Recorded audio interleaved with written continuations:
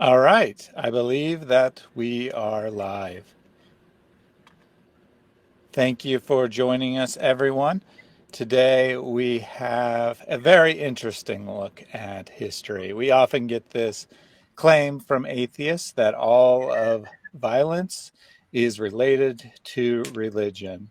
And of course, when they say that in the West, religion and Christianity are synonyms. So they make this accusation basically that Christianity is responsible for all the violence in world history. Maybe some other religions a long time ago, but recent violence, that's Christianity. If we could all just be atheists, then we can all live together in peace from now on. However, when we actually look at the history, which we're going to do today, we're going to see that even though atheism as a significant movement is only a couple hundred years old, it has a substantial history from violence, and not just the things that you might think of, like the communist regimes that atheists will, of course, disavow, but in fact, the very foundational thinkers of Islam, or I'm sorry, atheism, the very foundational thinkers of atheism were all about violence, that they said and attempted to practice the elimination of Christianity through violence. Before I introduce my guests, let me open us in a word of prayer. Dear Heavenly Father, we thank you so much for this time together. We thank you for the technology that allows us to connect with people from all around the world. People who are Christians and people who are not Christians.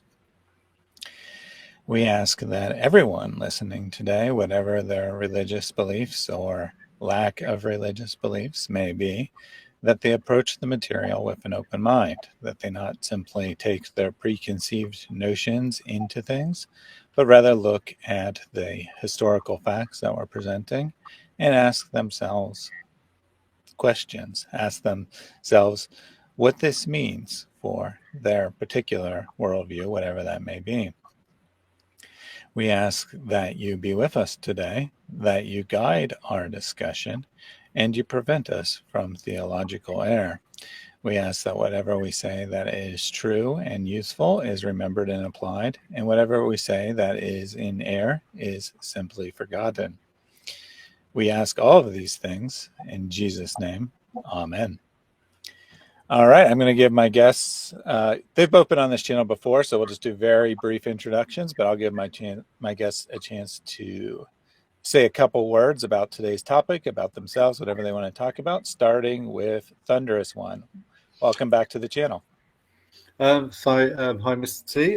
Hi, Lloyd. Thank you for giving me this opportunity to be on this channel again, to enjoy your company and to have this discussion. Hopefully, we're going to really dig deep into the material. This is a particular set, even though I've come from a Muslim background and I enjoy talking about Islam. This is a real pet hate of mine, particularly this day and age, because with Islam, it doesn't affect much of the worldview as far as a Christian is concerned. They just have to live with it and they're not part of it. Whereas atheism and the associated sciences has infected the Christian worldview, and those will be some of the things I'll be bringing up today. Excellent. Lloyd, this presentation is your new brainchild. You want to tell us a little bit about what motivated you to do this? Yeah, hey everyone. This is probably my 497th appearance on Thaddeus's channel. Yeah, thanks for having me back. So I was never very much into atheism as a subject. However, I've done extensive work on Islam, and I felt kind of that I wouldn't say it's finished or I've done everything that could possibly be done, but I think I've done extensive work. And then I did some work on another channel with a very intelligent young woman, very capable, very intelligent, very hardworking, and so on. However, at one point she had a guest on who was spouting the worst, most dishonest babble. And when I commented on the channel, it seemed to genuinely offend the people in the chat. And when I asked for evidence and I provided evidence, they A, just rejected evidence out of hand, and B, they dogpiled and refused to provide evidence. There were claims, assertions, all sorts of things were said that they refused to back up and verify. And when I was able to, at least I believe, provide credible historical detail and fact, they rejected all of that out of hand. And I realized this was no different to basic Abdulism. This is absolutely no different to the standard Islamic tactic. And this upset me. So I took some time out, did some research. I've been collecting data for 2 years, and I started to put it together. And then I started to realize that atheism is a very, very well organized force. Atheism really falls under the rubric of, shall we say, secular humanism. Secular humanism is a religion, or shall we say it is a pseudo-religion. It is a counterfeit religion. It is literally a copy-paste of effectively the Roman Catholic Church or the Protestant Church, depending on the strand that you're looking at. And secular humanism really falls under socialism.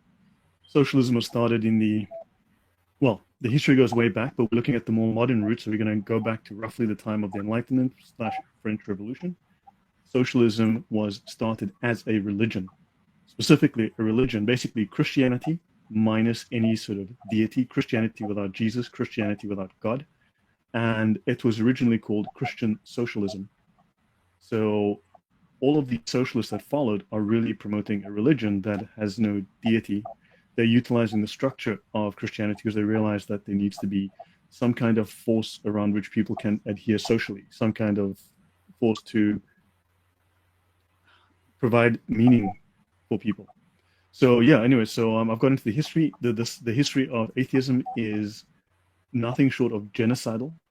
It is irrational, and it is very, very dark and dirty. And atheists keep saying, well, Christianity cannot be true. I cannot follow it because of its violence. Well, we're going to see that atheism is significantly, in fact, in the 20th century alone, atheist regimes, atheist governments, that was the most violent. The 20th century was the most violent century in history. The atheist governments killed more people than all religions on earth combined over the previous 1900 years. So, yeah, I'll leave it at that. We have a comment here from He Never Returned as a Horse. Let me thank you, Lloyd. I was able to use your scholarship to refute a few secular claims last Saturday evening during a large group discussion. And that is great to hear. That is why we do this. I'm happy if people are entertained and they have fun, but ultimately this is about truth. This is about taking the information and using it and having conversations with people and moving the narrative forward, not just, sitting back and being entertained. So that is awesome to hear. Yeah, can I just add on that as well, Mr. T? Mm-hmm. Yeah, I think hopefully there'll be some fun with the conversation that we're going to have tonight. But there's a dark seriousness as well, because when one considers the social infrastructure of the world and the way it is at the moment between America, England, Europe, and Australia, the English-speaking languages, we're seeing an image being developed, has been incrementally for the past few years, that is truly beyond Sodom and Gomorrah, that is developing. And this influence, which is predicated in the image of atheism and evolution, there is no other way of finding or reasoning any other way. And this lifestyle course for many, and this influence is certainly affecting the minds of many who claim to be following the biblical narrative. So hopefully there'll be a lot more information, not just the history, but the lines of reasoning that we can use in the discussion tonight to counteract the impact of atheism on the things that we believe and know to be true. And we also have a comment from Islam Mentira or Verda. But in my country, atheists say they are peaceful. But we can watch how peaceful and loving are the FARC. And we're going to see as we go through this quite a number of interesting parallels between atheism and Islam. I think people watching this are probably pretty familiar with Islam, things like, in this case, Muslims saying, "Oh, we're peaceful," when you're in the minority, but as soon as you get power, that peacefulness disappears. Yeah. All right, you ready to start with the presentation, Lloyd? Yeah, I guess I can. So I am unfamiliar with your new interface. I would need to share. How does I do that? So you want to Okay, there click? I see. Okay, I Yeah. just moved Okay. something out the way. I click on this button. Oh, I do. Okay, I click on that button, then I click on this button. Awesome. I am now. You should be seeing my screen now. It looks like it. Yeah, I gotta add it to the scene, I believe. Where's that button? Yes, there it is. All right, it is on the screen now. We are getting a tiny bit of feedback from you, Thunderous. So if you want to mute yourself while you're not talking, that'd be great. Yeah, much better. All right. Yeah. So your new interface is a little different than you're used to. Yeah, and it's got overlap, and it's a bit awkward because it's covering the screen. And okay, so this is called Murder in the Name of Reason, when atheists persecuted Christians. So we will go through the history of a genocide of Christians in the name of reason by atheists for the purposes of de-Christianizing their country. So these are atheists acting. Now, this is not to say they shouted, "In the name of atheism, we murder you." No. And when people say in the name of God, that doesn't mean that we're shouting we do this. No, it's in the name of that belief system. So atheists are responsible for the worst genocides of the last 2,000 years. So this is about atheists, socialists, and the cult of reason. And you will find that atheism and socialism are very tightly bound. The two go very, very strongly together. And we will also learn as we go through the series that if I had to put random atheist comments from Richard Dawkins, random atheist 42 in the comments, and from Sam Harris and Stalin, Lenin, Mao. Now Hitler was not an atheist, but he also had some very anti-Christian things to say. If I put Pol Pot, Mao, Lenin, Stalin, all of these people, and I put random atheist comments in a list without names, you would be very hard pressed to tell the difference. In fact, they're identical. They are parroting the same statements, the same comments as the worst genocidal atheist leaders in history. So let's start. So socialism and atheism. Now, socialism is a political religion, very much like Islam, and atheism is intricately linked. It is intertwined with socialism, and socialism was created to be a religion, specifically a counterfeit Christianity. Secular humanism is atheist socialist religious doctrine. Now, atheism is religious. It is an integral part of socialism and humanism. The history of humanism itself is very, very interesting. I've actually studied it in depth. I've got some really interesting details, and we'll do that in the future. And you will see simply how atheism is not a neutral position. I know that most atheists will immediately protest, no, it's neutral. No, it is specifically anti-Christian. It is anti-clerical. It is anti-church. So it is an active proselytizing ideology. Atheism and humanism are religions as per the US Supreme Court, and they fought in court to have their atheism recognized as a valid religious ideology.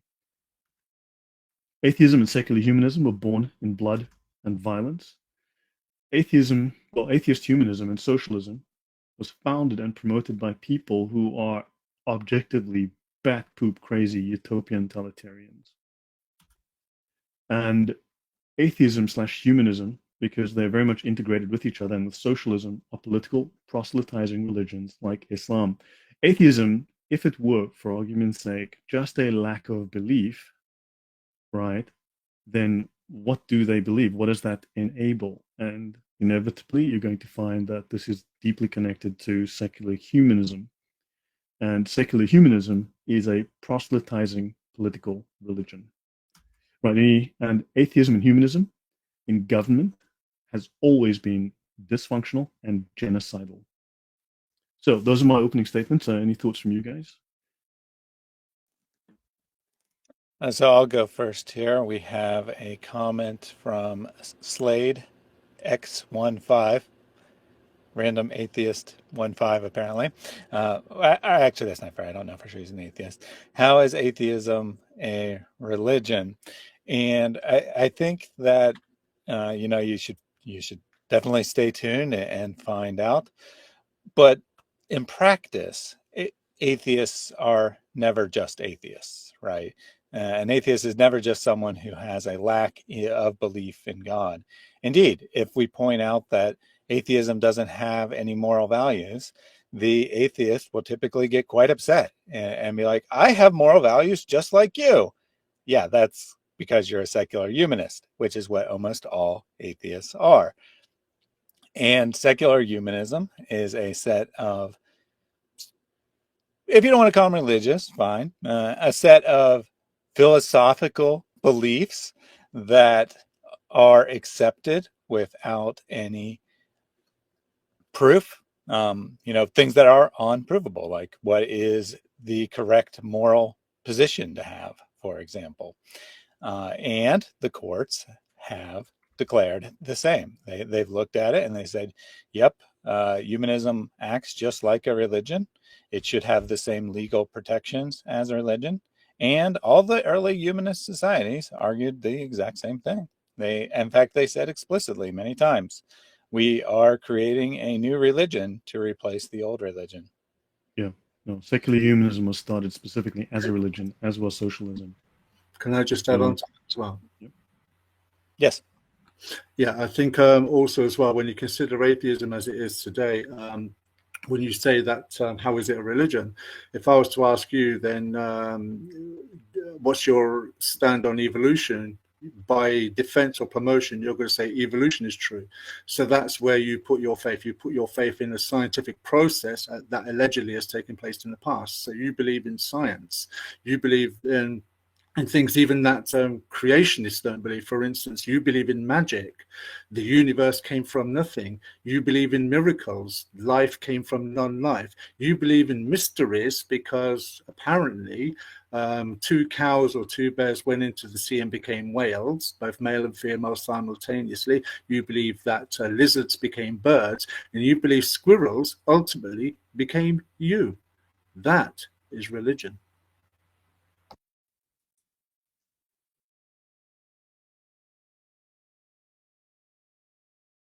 All right. Yeah. So yeah. Okay, so let's continue now. Rice, we're not here to talk about Islam at any length today, so listen up and learn something. Okay, so this is one of my subscribers who mentioned this, and these are some very interesting points that are worth raising. So, atheists substitute themselves in God's place. In fact, many atheists will claim to be God or to be a God. Atheism is second-hand religion. Its beliefs are derived from theism, with, of course, their own particular perspective.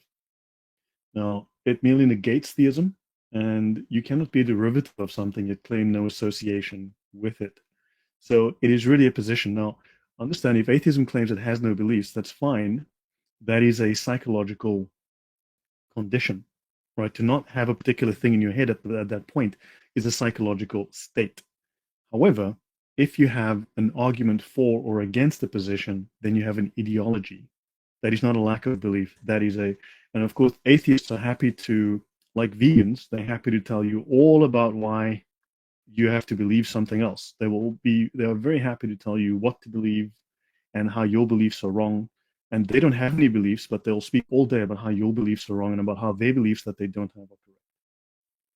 So now atheists claim this lack of belief using the passive voice, and the active voice for lack of belief is, quite bluntly, and we will see this as we go through their very specific statements, that there's belief that there's no God or gods.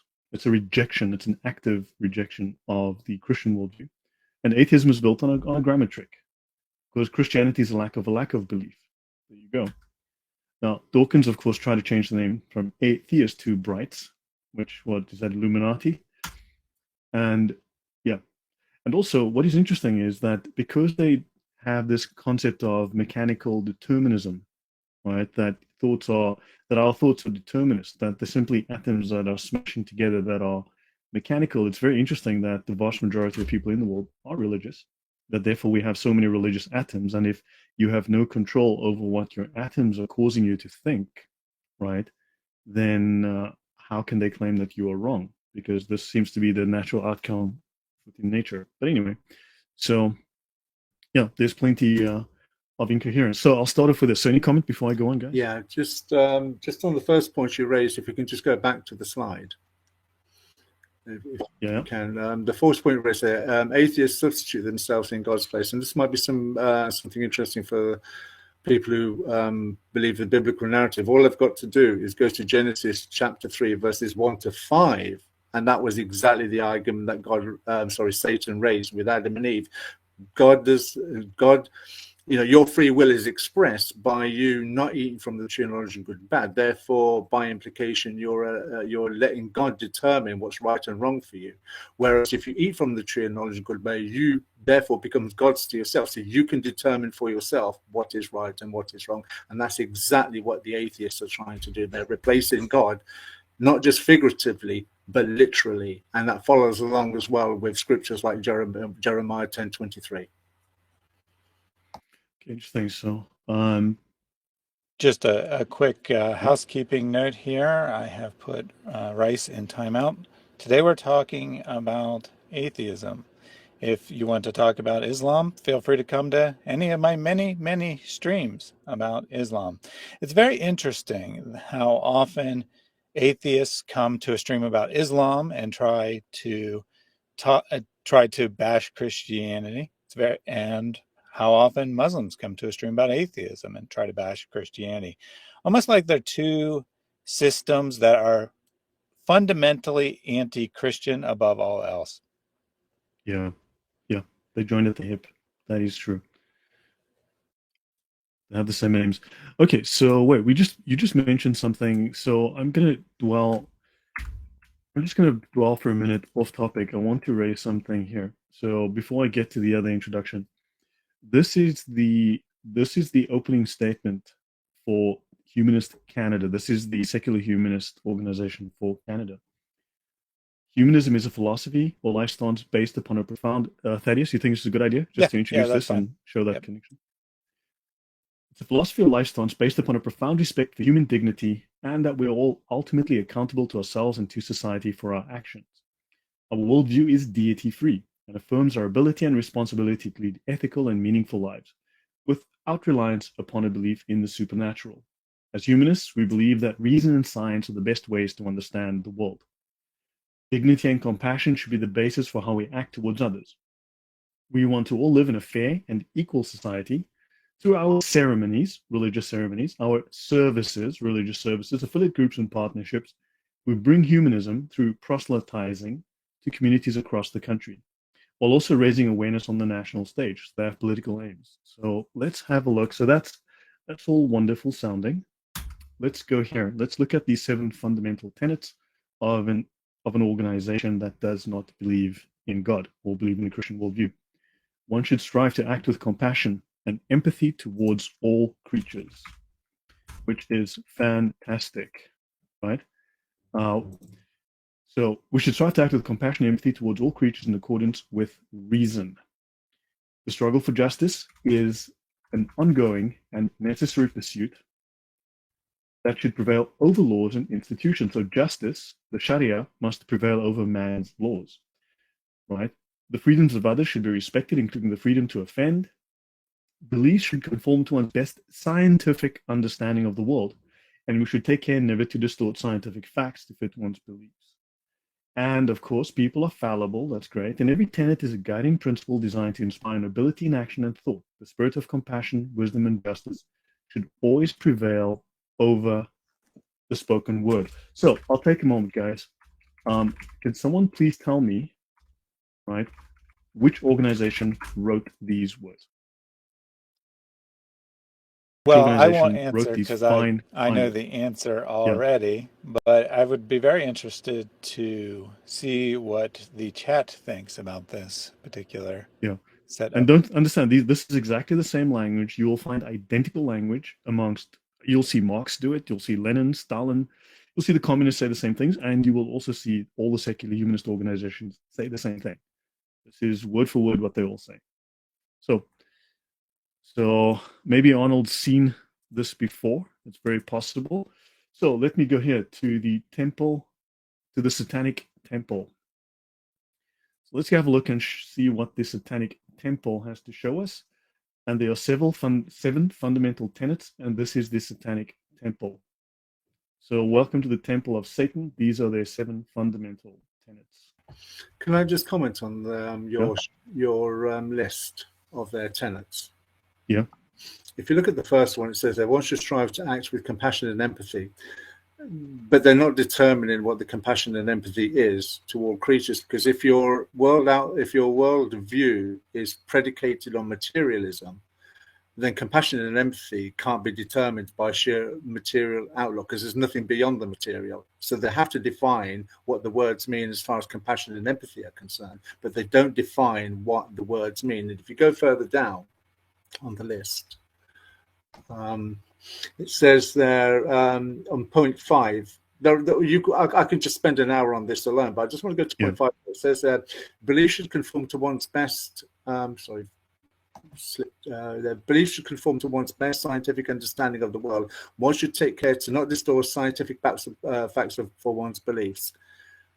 The very outview, the very outlook, the mere material outlook is predicated all from the beginning to the end on a lie. There is no truth in atheism, and there is no truth in evolution. So point 5 is a total contradiction of what their outlook is in the first place. So anyhow, so on that point, so now we can see that the atheist secular humanist worldview is in total conformity with the Temple of Satan. So you can look at these statements and you will find that they don't differ from each other. They don't differ. They are very much the same worldview. So from a Christian point of view, secular humanism, which is very tightly tied to both socialism and to atheism, is satanic, quite literally satanic. So Wesley Curry is, let's just say he's not capable of sticking to the topic, and seems to be. Yep.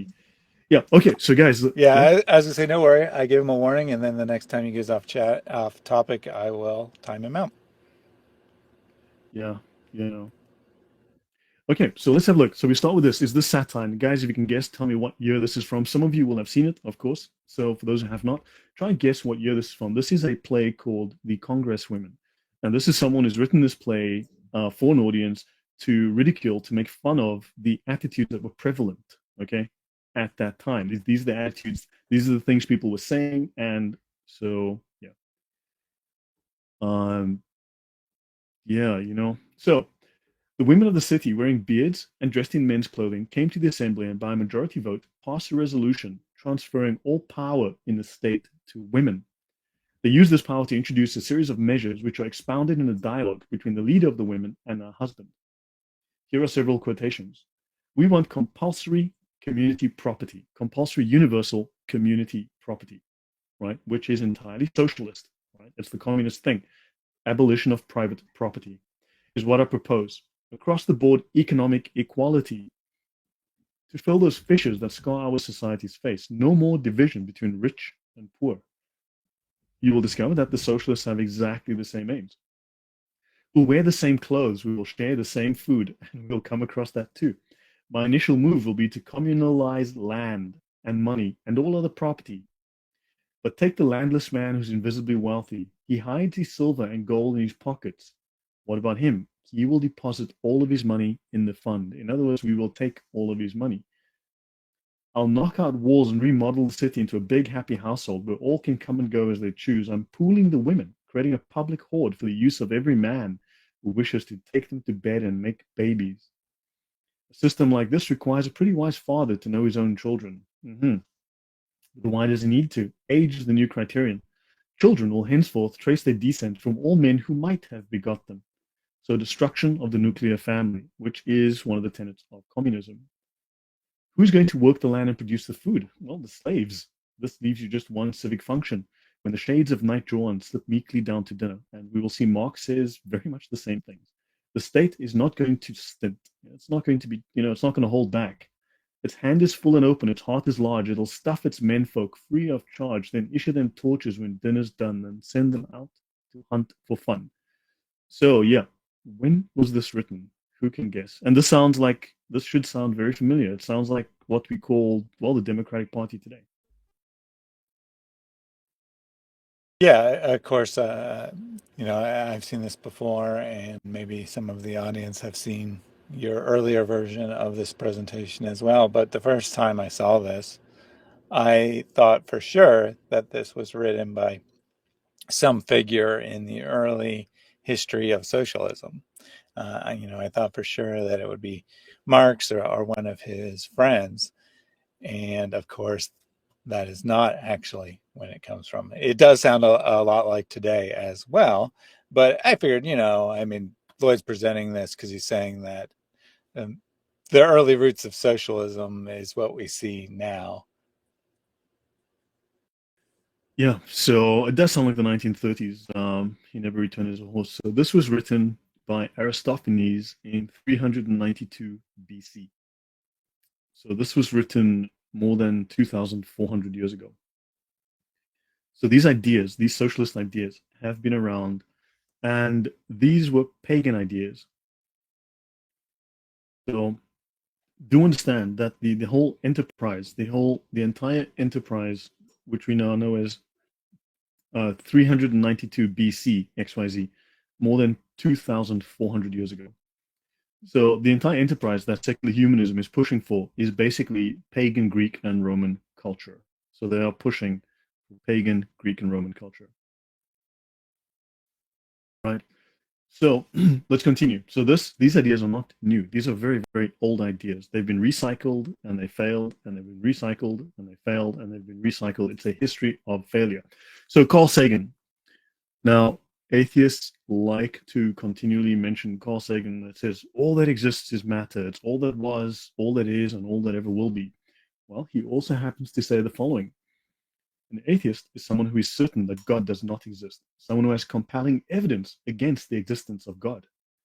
I know of no such compelling evidence.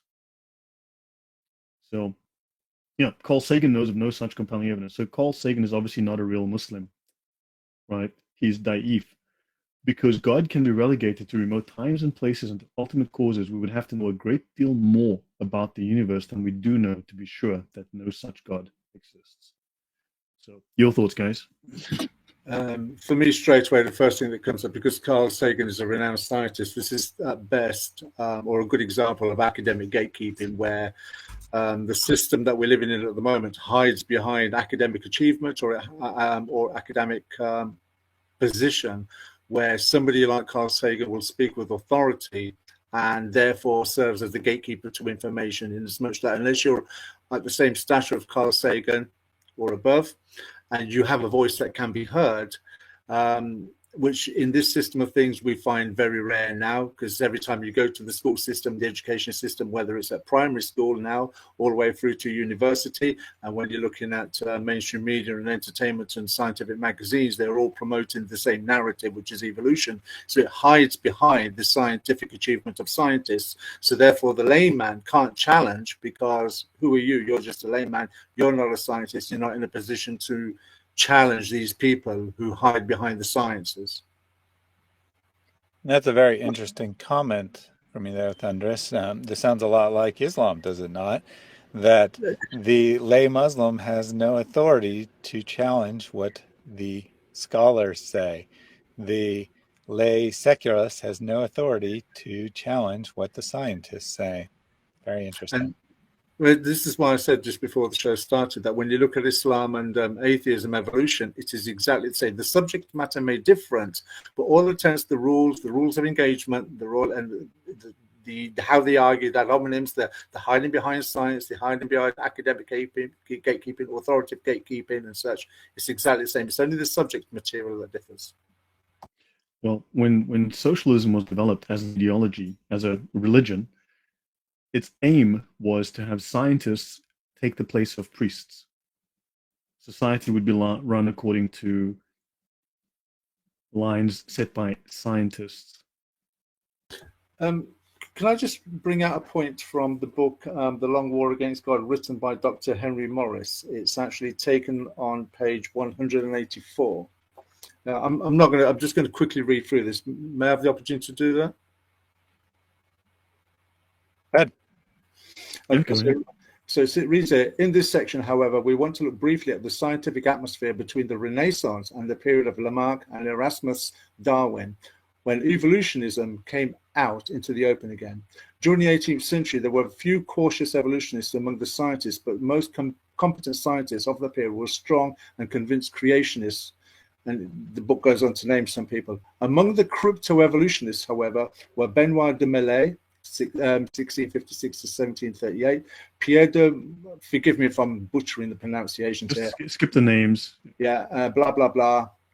So what he goes on to say is that if you look at atheism as a philosophy and science as a and evolution as a biology, they were running concurrent, if you like, both at the same time simultaneously, but they weren't joint together yet.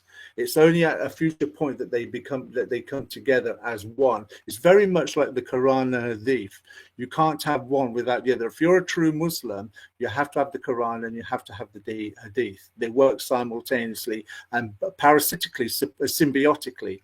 In the same way with atheism today, the seeds of what we have as atheism today were sown in the past. But we have the philosophical point of atheism and we have the scientific point of evolution that both serve each other parasitically and symbiotically as it is today. Okay, this is I'm going to go not off topic, but this is a thesis written by a very well-known, he's actually a well-known author and lawyer, but this was his thesis written in 1965 on secular humanism, on the founding of secular humanism. It's very detailed. I've read the entire thing. It's 184 pages of data plus another 20 pages of references, and I read the entire thing. Secular humanists have sought to associate or identify their movement with science and the scientific method, and he goes on page after page after that. Attempted to make humanism the embodiment of science and the scientific method, striven to interchange science and humanism such that humanism becomes an extension of science, and observers left with the impression that science is symbolized through humanism. And in fact, in order to be scientific, one must first be a humanist. Scientific and humanistic are actually synonymous adjectives. He writes this as part of, he goes, man, there's like page after page of detail, dozens of pages discussing exactly that. So rhetorically, they have connected human morality with humanism, and moral behavior becomes, in fact, humanistic behavior. So therefore, they're trying to create an aura of respectability which surrounds science and morality. So therefore, this results in the false impression that only the humanists can be really considered scientific or moral. Anyone who's not a humanist is neither scientific nor moral. So this is what they have done. They've created this entire dogma. So the humanist, so anything that is not humanist is the enemy. So that is what they have created. In the term science. We're not here to discuss this right now, Thunderous. That's going to go way off topic, and we're going to... And no, they do not provide a definition of science. They simply assert that they are scientific and leave the definition vague. As the thesis covers in detail, it says no, they don't provide any sort of working definition. It's an assertion, and the definitions are left very, very vague. They just claim to be scientific. Thaddeus, anything from you? So Billy here says, like the Muslim with his Islamic dilemma, the atheist has his own dilemma. I'm very interested. I think they have multiple, so I'm very interested to see what you're thinking, Billy. Let us know. So let's look at the very first atheist state, right? Let's look at the very first atheist state based on reason, right? Coming out of the Enlightenment, so taking these Enlightenment principles to build the very first state built on reason, based on man, worshipping man as the ultimate being of creation, right? This was, of course, an attempt to de-Christianize a particular country, in this case, France, and we know it as the French Revolution, but it was really the de-Christianization of France by atheists. So now, September 2nd, 1792, at Camp's prison in Paris, over 100 Catholic priests were jailed within an old monastery. Their crime? Refusing to forsake their church for the new secular republic. A vicious mob stormed the prison and then slaughtered 115 priests. That bloodbath was just one of several remembered today as the September massacres, when over 1,000 victims perished. At the end of the day, they murdered over 250,000 people. They slaughtered priests on sight. Right? Now, this was the atheist purge. Now, these atrocities were part of an escalating campaign of violence that came to be known as de-Christianization, by which atheists sought to purge religion from France. Now, in just this one incident, they killed 115 priests. Now, of course, atheists are still talking about how 19 witches were killed in Salem. So now we've got 6 times that number in just one incident during the French Revolution, where atheists, specifically in the name of de-Christianization, to make secular republic in the name of reason, slaughtered thousands of people, thousands of priests, nuns, you name it. So, any comments from you guys before I go on? When Yeah, the word go ahead. Go I ahead. was going to say, when the word reason is used, how are they determining the word reason and how are they employing it? Well, that is a fascinating question, isn't it? Reason means that you don't believe in God, because if you believe in God, you clearly are not someone with the faculty of reason. See, it's proof by definition. The definition proves itself. The definition defines itself, and that's really how it functions. So what you're saying is, if I don't believe in God, I'm a reasonable person, and if I do believe in God, I'm an unreasonable person. That's the very definition. Yes, you lack common sense. In fact, you are evil. Well, that's very much because that's probably where Richard Dawkins gets his default comments from, because that's pretty much what he says as well. Yeah, no, we'll get into that. Yeah, we'll see the roots of this. I mean, this will take hours to unpack over time, over the next few weeks and months. But the roots of all of those statements, and we'll see that Dawkins is quoting Marx, Lenin, Stalin, Hitler, you name it. He's quoting them. Yeah. Thaddeus?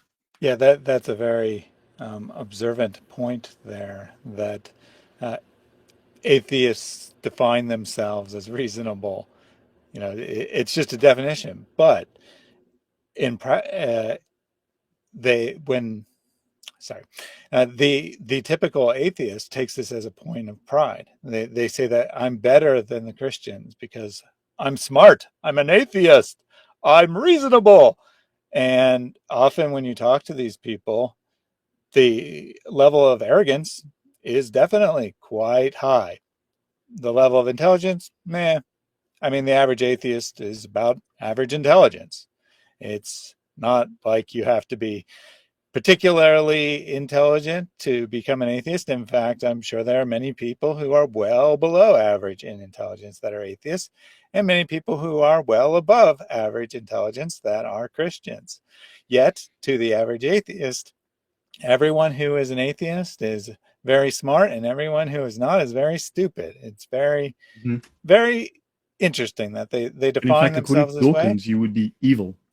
Yeah, and then they tell us that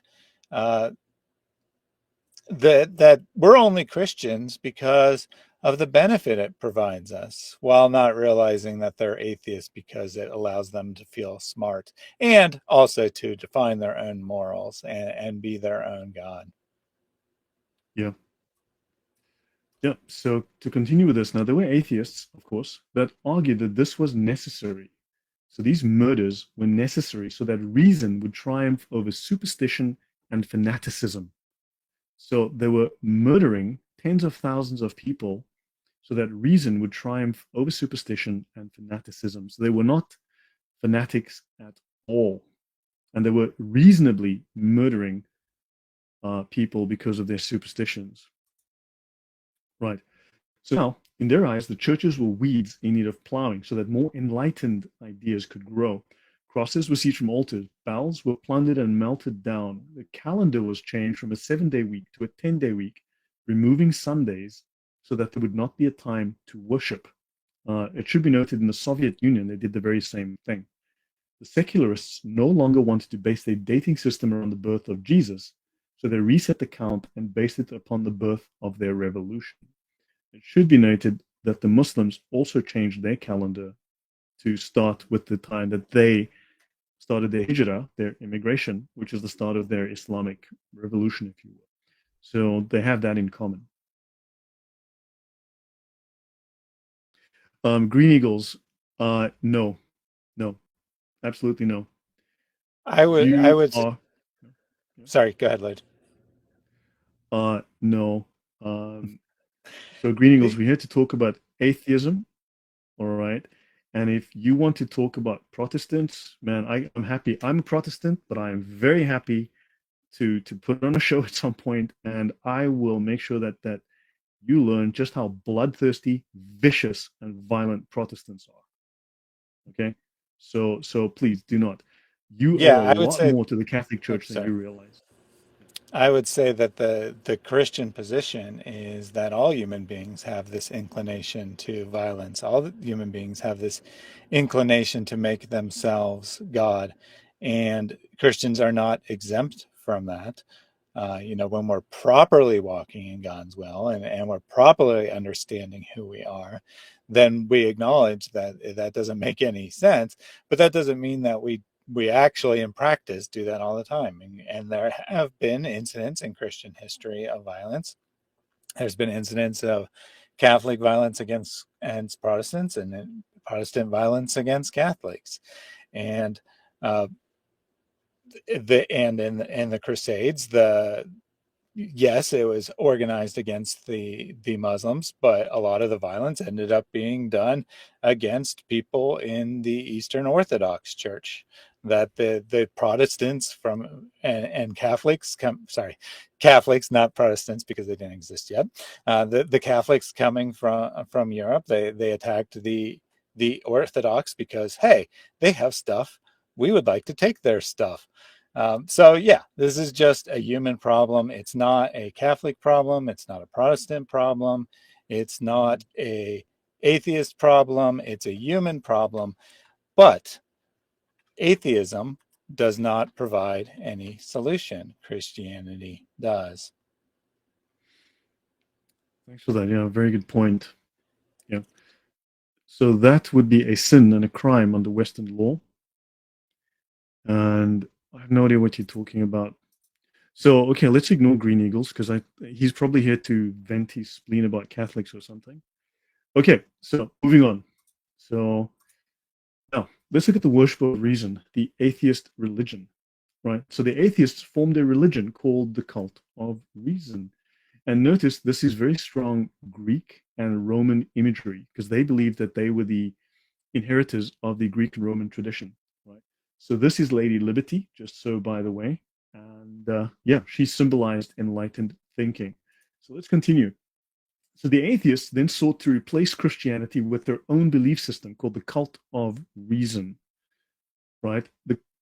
Which was the very first state-sponsored atheistic religion. It was a godless alternative to churches where citizens could hear sermons that instilled virtue with no biblical language. Now, the churches were deconsecrated into temples of reason devoted to the worship of reason, personified as a woman bearing a torch. The atheists made up their own holiday, the Festival of Reason, held on 10th November 1793 at Notre Dame and other cathedrals. Notre Dame was the largest such celebration.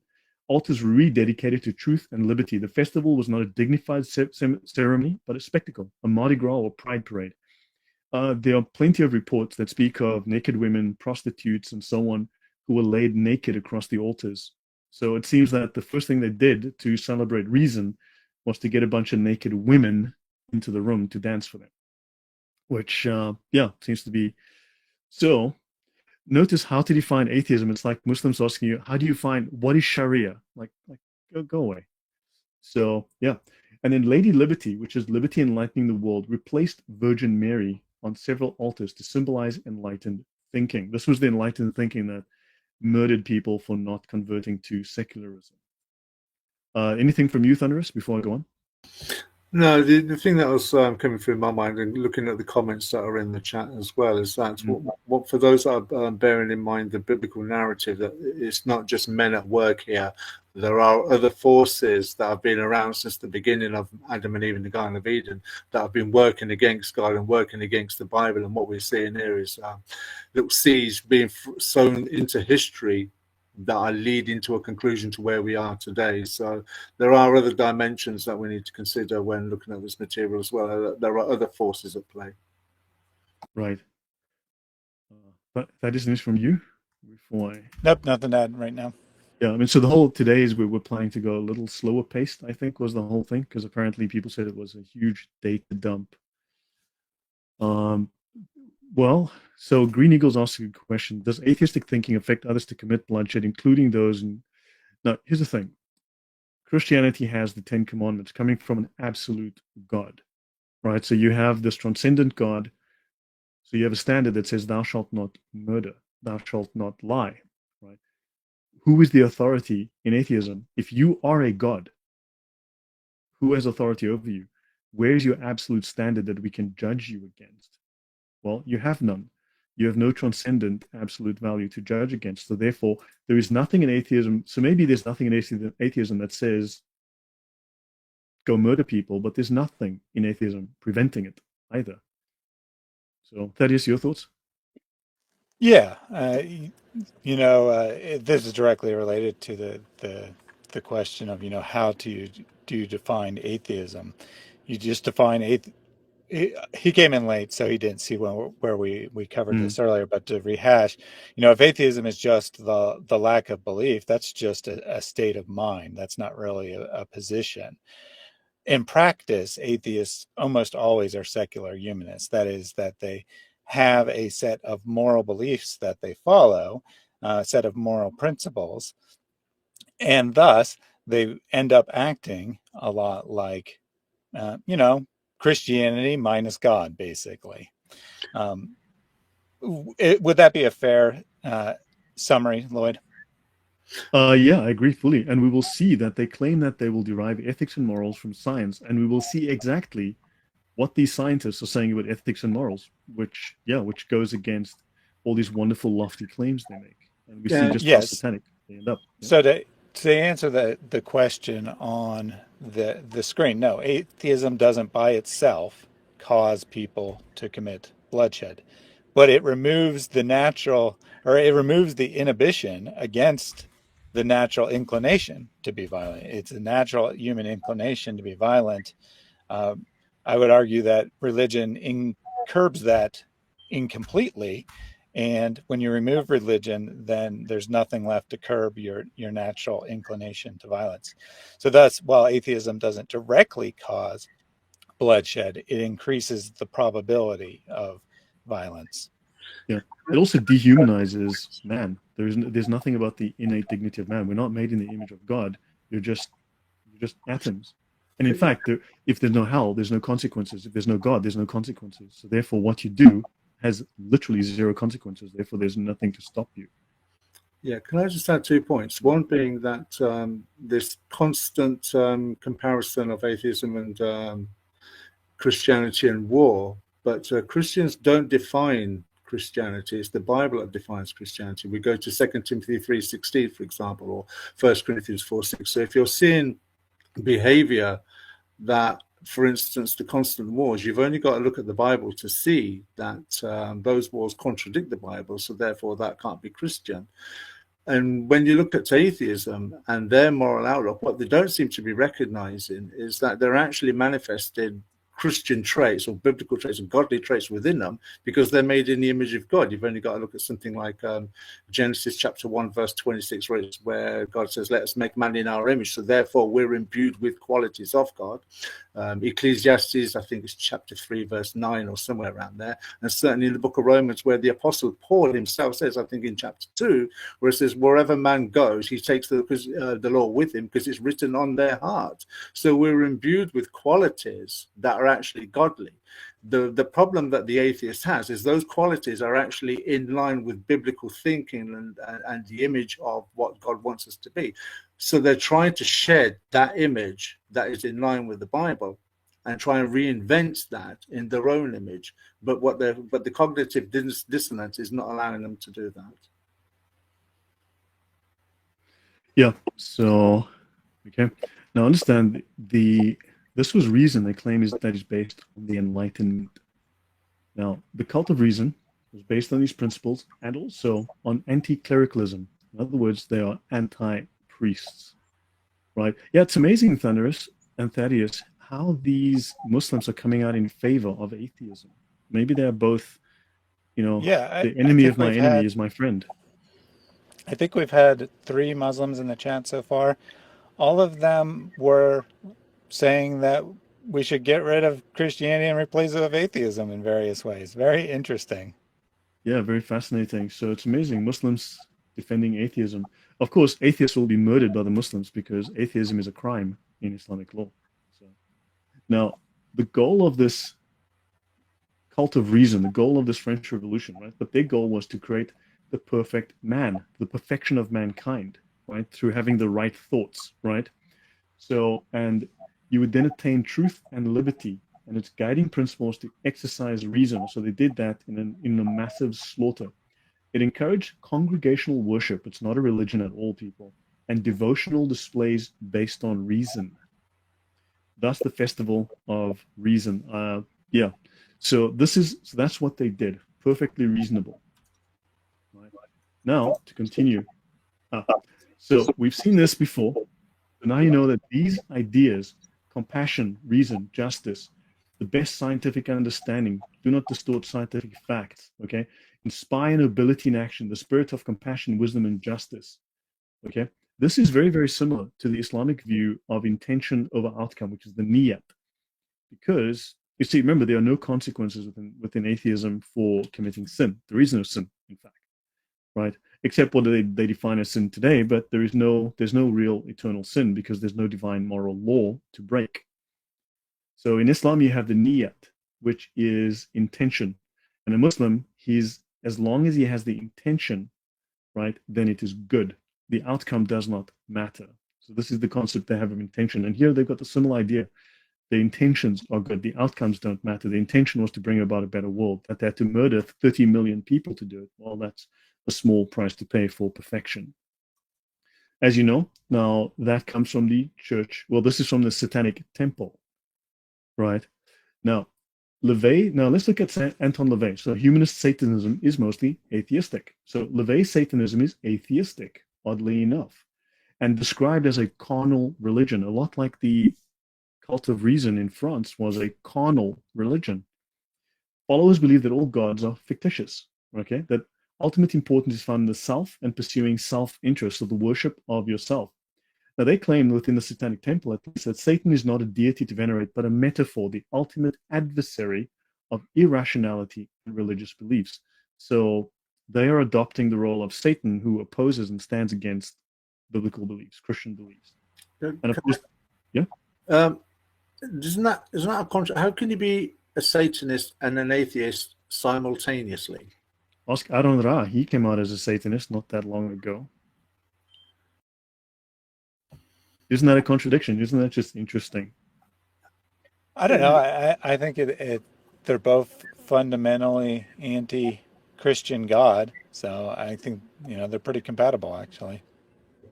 It seems strange that how all out they want to go against the Christian God at that. They want to go after the God of the Bible. They seem to be somewhat reluctant to go after the God of the Quran or any one of the many millions of gods of Hinduism, considering that Hinduism in itself has probably like 1.2 billion followers and adherents. So it's, if there is no God in their point of view, why have they singled out the Christian God for their point of attack? Well, yes, that's a fairly good question. Now, here we have a statement for them. You can have secular symbolism, ritual, and pageantry, and it's very effective in something that is part of the nature of the human animal, which is exactly what the cult of reason had. The ritual chamber can be a place where you can dramatically perform what I call self-transformational psychodrama. And we will see, as we go through the series, you will find that these secular humanists claim that psychology is what will bring man salvation. Acting out, being his authentic self will bring him salvation. So these claims of Satanism versus those claims made by the secular humanists line up 100%. We release the emotions that we find would be injuring us in the regular pursuit of our happiness so that we can let them go. And then, of course, we have Lucian Greaves from the Satanic Temple, the spokesman. It's not that we're just looking for disorder, chaos, and to undermine Western civilization. We're really trying to endorse for Enlightenment values, bringing reason and respect for science into bettering the human condition. And this could have been said by Richard Dawkins, Sam Harris. So, yeah, Daniel Dennett, they all say the same things. But when they're using the word science, respect for science, they're not determining or defining what science they're actually talking about. I know you guys know exactly where I'm coming from. I'm always going to, my default in these discussions is always Darwinian evolution, because that's what I think the science that they're referring to. But if that's not the case, what is the science do you guys think they're referring to? I mean, so science, around the turn of the century, the term science was just used as a synonym for reason. So when you see the word science in this type of literature, that's probably what they mean. They probably just mean we're reasonable people, and then we submit to reason, which of course is equally vague as to what that means exactly, but that's most likely what they have in mind.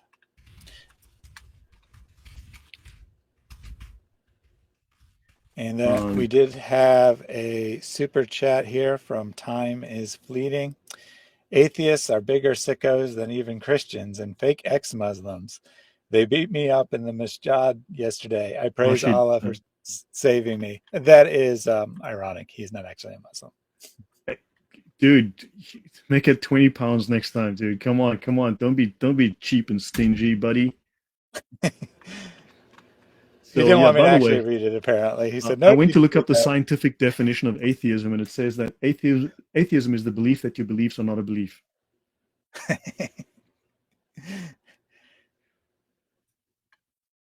No, right. Time is Fleeting is a good friend. He's a good guy. But that was a joke. Okay. Obviously. Okay, so anyway, so he says that, so they're endorsing for Enlightenment values. So why would Satanists want Enlightenment values, right? Whose corner are they in? Satan's corner, I would assume.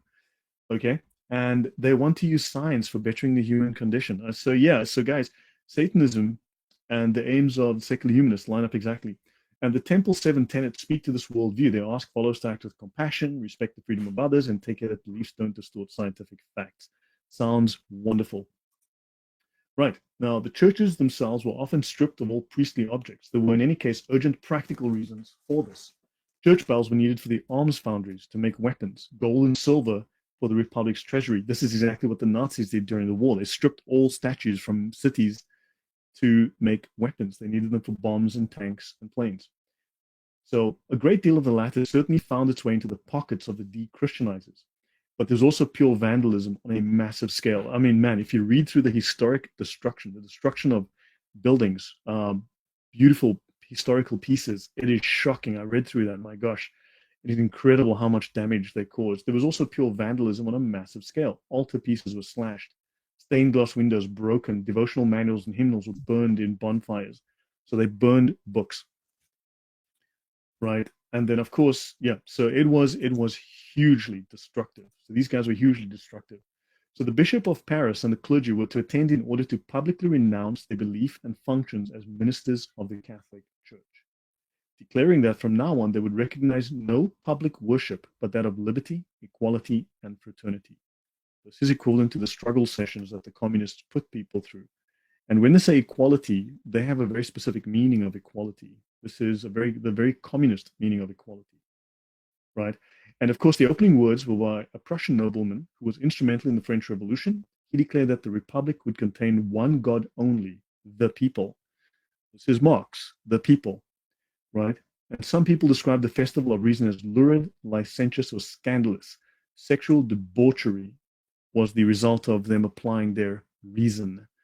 So reason here seems to be how do we not get judged by God? How do we circumvent the moral laws of the church? How do we give ourselves freedom to do whatever you want. Your guys' thoughts before I go on? Well, it seems that atheism is removing God in order to practice its sexual deviations and fornications, and Islam built image in the image of a man that wanted to practice his deviations and his sexual fornications. I have a couple comments from the audience here that I want to highlight. XYZ says vandalism, ISIS. And that is a very interesting connection, is it not? That these people pursuing pure reason just happened to do vandalism that benefited them economically. Similarly, ISIS, they say they're blowing up these pagan religious sites that haven't been used as a religious site in 1,000 years because they want to get rid of the paganism, and then they loot the artifacts and they sell them on the black market. Very interesting. Yeah, so complete parallels. He never returned as a horse says science. I keep getting an image of the master CPU from the original Tron movie. I thought that one was pretty good. And then from Billy Mandalay, it feels like there's quite a lot of atheists in Pakistan and India these days. And I think that's probably true. And I think that this is a call to us, that people are leaving Islam because it doesn't offer any truth, but they're not seeing any alternative. They're not seeing Christianity as a possibility, and the only thing they see is atheism. It's I'm a Muslim or I'm an atheist. Those are the only two options. So we need to, be making the effort to reach into these societies and give them the option of Christianity. Yeah, if you remember, Thaddeus, when I first got interviewed by you a couple of years ago, that's exactly what I said, that in those countries, India, Pakistan, and such places, communism is very big because it's a natural default that when you leave Sikhism, Hinduism, or Islam, your natural default is to go towards atheism and communism. Communism and atheism are effectively synonymous. So the word lurid means causing horror or revulsion. So according to the writings of the day, these temples of reason had displays that were lurid. So these sexual displays, the debauchery there was causing horror or revulsion, shocking, right? Sexual in an uncontrolled and socially unacceptable way. But this was reasonable. So there you go. Now we've got Robespierre, the man of terror state cult. So after this embarrassment, right, eventually, once Napoleon seized power, eventually just put everything back to normal and said, look, you guys have gone off the rails. So after this embarrassment, Robespierre achieved dictatorial power, decided to establish his own state religion, the cult of the supreme being. So this new deistic religion was intended to curb the excesses associated with the de-Christianization movement and the replacement of Catholicism, because they were replacing Catholicism with their own religion. It briefly lasted for only 1 year in 1794. Now, this deism, this idea is that there is a God, but he got drunk and fell down the stairs, passed out, he's in a coma, and he hasn't been seen for 4,000 years. So he created the world and fell off the bus somehow and got, no one's seen him since. So this is a God that just disappeared, isn't there? It's a very convenient device to tell people, okay, well, he is a God, but anyway, he's not around, so we're managing the world now, so just listen to what we say, right? So now, the cult of the supreme being supported the idea of a supreme being and immortality of the soul. However, it was not consistent with Christian doctrine, as the only way virtue could be attained was through fidelity and devotion to liberty and democracy. So you had to be loyal to the Sharia of the ruling class at that point, or the people in charge. And yeah, that's basically what it is, follow the Sharia. Right, so before I go on, so I'll let you guys, any comments?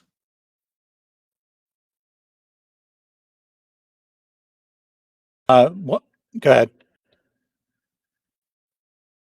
I thought Thunderous was about to talk. One from the audience here, Green Eagles, said, could it be that Christians are persecuted, so rather than look to God, they look to atheism in India and Pakistan? And that's absolutely true. Muslim children are often taught that all non-Muslims are bad. All non-Muslims are inferior. But Christians, those are the worst of all creatures. No idea where they got that idea from, but they often are taught that, so that when someone leaves Islam, they determine that isn't true. The last thing on their mind is to think about Christianity. Yeah.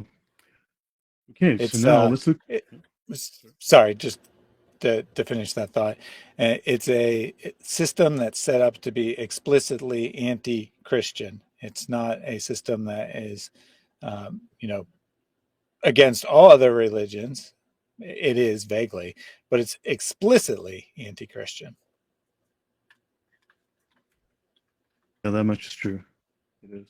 So now we're going to look at atheists and something called the drownings at Nantes. So these revolutionary atheists, and understand you have revolutionary communists, and these were socialists, right? So these were revolutionary atheists. They passed a law that all non-conforming clergy, that is, clergy that wouldn't renounce Christianity and become secular priests of atheism, their job would be to preach about science and the virtues of science, right? So these priests had to preach about the virtues of science from the pulpit. And if they refused to do that, and of course we hear secular humanists and atheists today speak about the virtues of science and science this and science that, all non-conforming clergy would be killed on sight. Anyone who harbored these enemies were subject to death. Families, men, women, and children who hid these people, protected them, were murdered. Jean-Baptiste Carrier enforced the law by loading priests and nuns like cattle onto boats, ferrying them down the Loire River. They were stripped naked, and they were tied together in pairs, one priest per nun, in republican marriages designed to mock their vows of celibacy. They were then thrown overboard to drown. This proved far too inefficient, right, for mass executions. So Carrier sank the vessels with everyone trapped on board, drowning them in what was dubbed the national bathtub. Between 4,800 and 9,000 people, these are priests, including families, men, women, and children, who protected these people, who looked after them. Because if you protected them, your whole family was killed. So these people were murdered. So up to 9,000 people were murdered in the drownings at Nantes, including innocent families with women and children, all in the cause of atheism. These people were murdered in the name of reason, murdered in the name of atheism. And according to historian Reinhold Secher, these murders are one component of a systematic policy, a scientific, reasonable policy of extermination, a genocide of the residents of the Vendée that was planned by the Revolutionary Committee of Public Safety. So the Committee of Public Safety, in the name of safety, they had to murder 9,000 people, mostly priests and nuns, and approved by a vote of the National Convention in Paris on 1 October 1793. This is, and not only that, they would round up people, make them dig long ditches, line them up in front of the ditches, and then shoot them. And this is what the Soviets did. So they made these mass graves, and hundreds of people died that way too.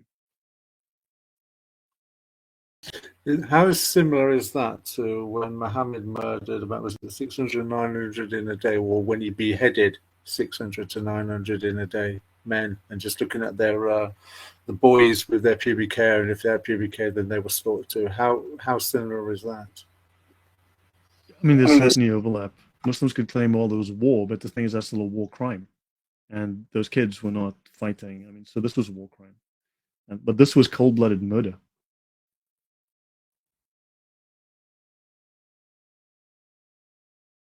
So, probing question here from Gospel Truth.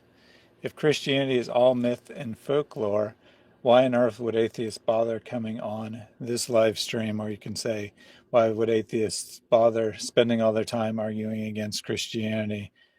And, this is one of the contradictions of atheism. Now, to be clear, there are plenty of people who are not religious, who never think about religion, but the kind of people who self-identify as atheists and are vocal about it, they're totally living in contradiction to their own belief. They believe that everything is meaningless, yet they spend all of their time trying to argue with other people who hold meaningless beliefs. Yeah. No, they're Also proselytizers. Yes, exactly. Which doesn't make any sense if, they're just people who have a lack of belief. Lucent said, can't help but notice that a lot of things are explicitly anti-Christian instead of anti-religion, which actually grows my faith. Thank you for that comment. And one more from Emma here. Thoughts on religious relativism. In religious studies at the university level, there's a big atheist presence and emphasis on examining every religion as if it's a cult. I don't think we'll get to it today, but later in this presentation, we definitely have some material on why atheists seem to be so prevalent in the education system. But what about this first part of it? What do you guys feel about religious relativism? This idea that all religions are basically the same. Is this coming from an atheist mindset, or is that something different? Thunderous, As you've your mentioned, they thoughts? think it's all false. So all religions are false. So all religions are the same in the sense that they are false. One could read it like that. But Exactly also, my point. they could be projecting the fact that they are relativists as well. They are moral relativists themselves. They have no fixed or absolute sense of morals. There's nothing that's there's nothing that's a divine moral code. And they claim, in fact, that the science changes, so we must change our minds as we go. Well, pedophilia is bad today, but tomorrow, the science has changed. Pedophilia is good today. It's a great thing. That's exactly the position they're in. And Anything you want to add? Yeah, just same as what Lloyd said, that from the point of view of an atheist, as far as religious relativism is concerned, it's all wrong, it's all bad, it's all wrong. So in that context, it's relative. Yeah, and I think that this is very sneaky aspect of modern culture. We're taught repeatedly to respect all religions. You can't question someone's religious belief. Uh, you just have different ways of seeing the world. You're basically the same.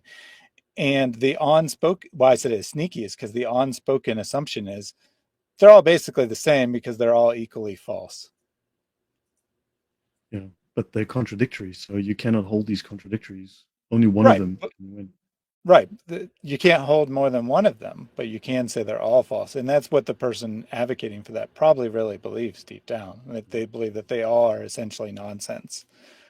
We don't believe that, but the person advocating for this religious relativism where all religions are equally valid, they probably deep down believe that they're all false. They might not consciously believe that. They want to believe that everyone's true, but deep down they don't really believe in any of them, and that's the point. They're exactly like the atheist. So Jean-Baptiste Carrier, who carried out these murders, said, "Never have I had so much amusement as in seeing the last grimaces of priests as they die." So, You could substitute the word priest with Jews and Christians, and you can substitute the name Jean-Baptiste Carrier with Muhammad. yeah, and you can do that with Stalin. Yes, exactly. Now let's look at the atheists and the nuns of Compiègne. So what happens here is the reign of terror flooded the streets with innocent blood, claiming over 40,000 victims. It went on to claim, obviously, hundreds of thousands. July 17, 1794, the martyrs of Compiègne were led to the guillotine in Paris. The government had ordered, this is an atheist government based on reason and the Enlightenment values. Okay, these are enlightened people acting out of reason and atheism. And to enforce atheism, the government ordered all convents to disband. These nuns refused to split apart and kept their community together. So the revolutionary atheists judged the nuns as traitors for their defiance and condemned them to death by beheading. Each woman, according to the history here, went very bravely to the blade. The nuns sang a hymn which grew softer and softer as their numbers dwindled until at last the final voice was silenced. The Mother Superior was the last to be beheaded and killed. The revolutionary government of France fell 10 days after the nuns were murdered. So, any comment before I go on? I think that one pretty much speaks for itself. So, yeah. And right, so Edmund Burke. So now this is Edmund Burke on atheistical fanaticism. We cannot be ignorant of the spirit of atheistical fanaticism and atheists are the first to tell me, atheists are not fanatics. We're not fanatical, you bigot. Okay? That is inspired by a multitude of writings. So this atheistical fanaticism was inspired by a multitude of writings, dispersed with incredible personal attention and expense, and by sermons delivered in all the streets and places in Paris. These atheistical fathers have a bigotry of their own. They have learned to talk against monks with the spirit of a monk. But in some things, they are men of the world. Their resources of intrigue are called in to supply the defects of argument and wit. So they lacked proper argument and wit. They were defects. And so to this system of literary monopoly was joined an unremitting industry to blacken and discredit in every way and by every means all those who did not hold to their faction. These guys were clearly Democrats. To those who have observed their spirit of conduct, it has long been clear that nothing was wanted but the power of carrying the intolerance of the tongue and of the pen into a persecution which would strike at property, liberty, and life. So this is Reflections on the Revolution in France, 1790. So Edmund Burke gave this talk in London. So yeah, this is a comment at the time. These people were fanatical about this, and they were whipped into a frenzy by very, very aggressive writing against Christianity. So, for instance, here's an example. Percy Bysshe Shelley, very famous poet and inbreeder or wannabe inbreeder, he wanted to marry his cousin Harriet Grove. Do you know of another religion where they encourage you to marry your cousin, Thaddeus? Well, in fairness, atheism doesn't encourage him to marry his cousin, so that would be a difference there. It doesn't have any particular. Now, I remember Darwin and his whole thing. He encouraged that stuff. I mean, but Darwin's a story for another day. Darwin, oh my God, people have no idea who Darwin was and what he was about. But that's for another day. On him. No, Darwin, oh my God, Darwin is good grief. Anyway, he wanted to marry his cousin. He'd been rejected. He believed on account of his religious unbelief, and he wrote, amongst other things, "I will stab the wretch in secret." That's Christianity. And he mentions here, this is the cry of Voltaire, "Écraser l'infâme," okay? And how I wish I were the Antichrist, that were mine to crush the demon, to hurl him to his native hell. And he goes on, he says, Christianity is unreasonable and incredible. Irreligious periods in world history were the most peaceful. That's what he writes. Okay, amongst other things. And the guy actually got thrown out of Oxford for publishing a pamphlet on atheism, calling it the necessity of atheism. Right. So he was an atheist, and this guy hated that. But of course, notice that they are bringing up satanic imagery, which is very, very interesting for an atheist. He went on to say that he wishes he was the Antichrist. Well, had he read 1 John 2:22, he'll have known he'll have achieved that straight away. Yeah, but notice he wants to crush the demons. So according to him, Christianity is demonic, evil. And this is exactly the same language. This is entirely the same language as Richard Dawkins. And the Talmud. Man, the Talmud's a long, complex story, and I wouldn't be so quick to state anything there, because the Talmud is a very complex subject, and it's people oversimplifying, to be quite honest, lie about it left and right. Now, the Jacobins, a society without God. This is the first attempt to create a society consciously without God. And this was with the French Jacobins in the 1790s with their atheistic cult of reason. And their watchword here was liberty and equality. Great stuff. Jacobins were members of a democratic club found in France known as the Society of Friends of the Constitution. Democrats for sure. They desired to purify society with their pure atheism. This was pure atheism. And to implement their moral vision on earth, they wanted to destroy Christianity. Their moral position left them in no doubt as to what to do with their ideological enemies. In Western France alone, they killed 250,000 people who had attempted to adhere to the old religion. They imprisoned apparently like another 300,000 or something. Crazy number of people that were suffering under oppression. The Jacobins weren't having this. They slaughtered them. So they were in favor of the centralized power of the state. They were socialists. These are seriously left-leaning. Okay, these guys are radical left. In fact, today they'd just be called Democrats. And they were hostile to any idea of its weakening or dismemberment. Your thoughts before we go on?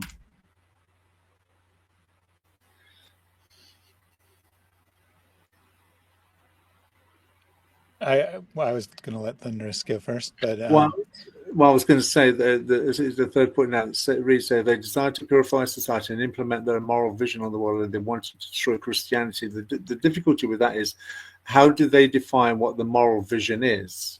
Who determines what the moral vision is? How is it worked out what the moral vision is? And what's the basis? And is it a moral vision that changes with time? Because you mentioned earlier on about sex for children earlier on, and you and I have discussed this before with MAPS, which is minor attracted persons, which is what we see today. But how did they define it back then? Oh, so basically, they, in one of the statements, I'll probably come across it later, they state, we are not Christians, we do the opposite of what the Christians do. So that was their moral position. Yeah, Gospel truth, strawmanning Christianity based on malevolent popes. Sorry, go on. Yeah, don't worry about that question. We'll come back to that at the end in the discussion after the presentation. But I did want to point out that it's very interesting how often these enlightened free thinkers, one, have violent desires. They want to crush things and destroy things. And two, how often they're motivated by sexual behavior that is considered inappropriate by Christianity. And then suddenly, after they have these desires, they discover that, hey, Christianity's false. So we need to crush and destroy it. Why do you need to crush and destroy it? Just because it's false. Lots of things are false. Oh, right, because it tells you not to do the sexual things, and they're usually sexual. Maybe not always, but usually sexual things that you want to do. Is it a case of the more debased you are, the more enlightened you are? So, you know, the more debased I become, the more enlightened I am. Then it's like a series of one-man upsmanship. Well, I'm more debased than you, so that must mean I'm more enlightened than you. And then somebody else comes along and think, I can think of more deviation than what you two guys have got put together. So I'm more enlightened to you, both of you as a collective, and so on and so forth. The view of these people, and Marx wrote about it when he spoke of the opium, religion being the opium of the people. And it's a much longer passage, which you really should look at. But basically, religion is what hinders man from finding reason and logic. Religion, especially Christianity, is what holds man back from finding his godhood, his perfection, his true expression. Religion is the drug that keeps you asleep. And when you take away the drug, you go woke. How is that any different from anything what Aleister Crowley wrote then? Nothing. That's the same. We've just shown it matches exactly up with all the same things. That's the point. Yeah. So yeah, let me continue here. So just briefly speaking, Christians have been killed long before they had any kind of standing in society. The Romans were murdering Christians. Remember, they died as witnesses or martyrs, right? They were running the gauntlet of whips. They were savaged by wild beasts. They were roasted in iron chairs so that they were suffocated by the reek of their own flesh as it cooked. Christians were being killed just because, right? Now, in the Roman view, a god best displayed his power by protecting those who worshipped him, not by demanding their deaths. And don't forget how many atheists say, I don't see any proof of your God. Your God's not protecting you. That's the Roman view. That's the pagan view. And remember, Jesus does say, my kingdom is not of this world.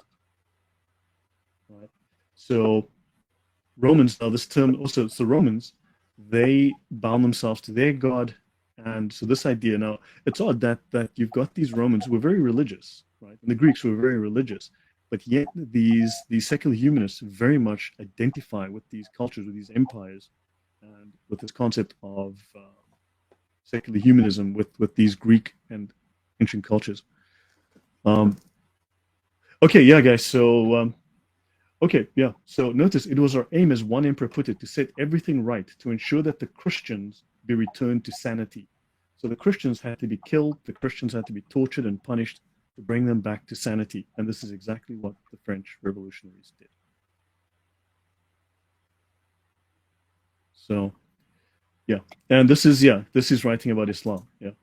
So, yeah. So notice they wanted to remake man and woman into a new being, which is what Hitler wanted to do with the Übermensch. This is what the communists want to do with the communist man. It's what the fascists want to do with the fascist man.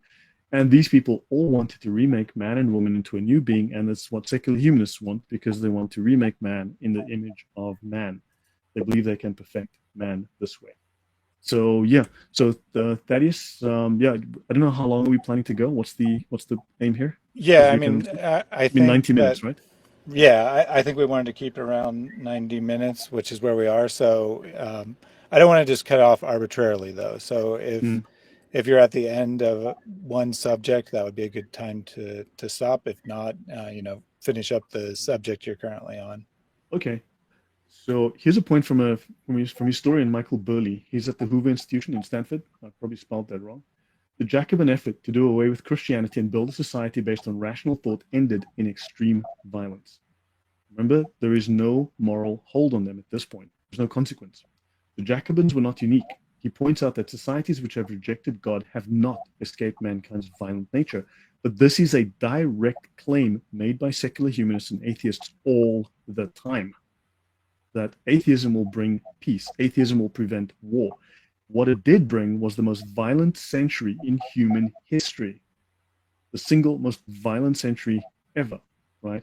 So he said if you subtract God and the notion of an afterlife, then there's a real risk in the political utopianism so deadly in the 20th century that you will attempt to create heaven on earth.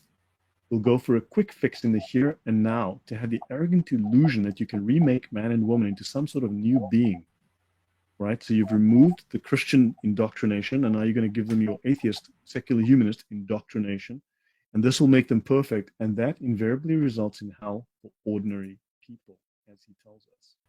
All right.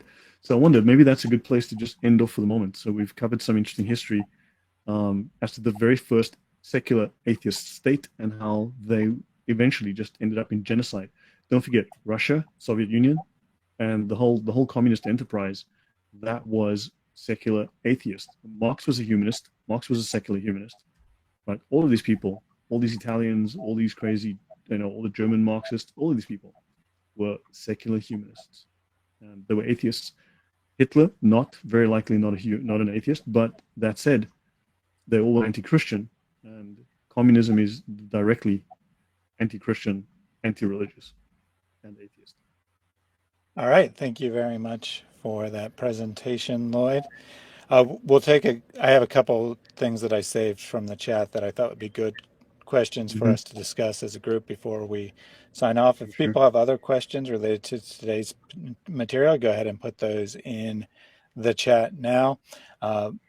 The feedback we got previously, the last couple of times Lloyd and I had a show, was that people enjoyed keeping the shows to a length of, between 1 and 2 hours. When Where it do I goes stop longer than sharing? that, yeah, Okay. I was about to remove it, but you got it. That when it goes longer, people get lost. So we're trying to take the material slow, to go through it carefully, and give people an opportunity to absorb it. So I hope that people were able to do that today. So I had a question that was given fairly early on. Is there any solid basis for atheism? I mean, real science or logic that can prove their beliefs. Your thoughts, Thunderous? Yeah, I will go to my default position as far as atheism is concerned. Atheism, for me, in every conversation I've had with an atheist, is that their atheism is predicated on evolution, Darwinian evolution, I might add, for which there is zero evidence of. But that's a separate discussion that we might be able to bring up later on in the presentation. Your thoughts, Lloyd? Um, I would refer to this paper this paper that on the origin of secular humanism, which is directly atheistic. But of course, it states that this entire atheistic enterprise is a religion. Right? And the humanist rhetorical attack upon traditional religion is the founding principle of humanism. It is not there as a positive force to do something. It is there as a negative force to attack Christianity. Right? So Christianity is the enemy. Right? Now, they say here that humanists assert science as an authority.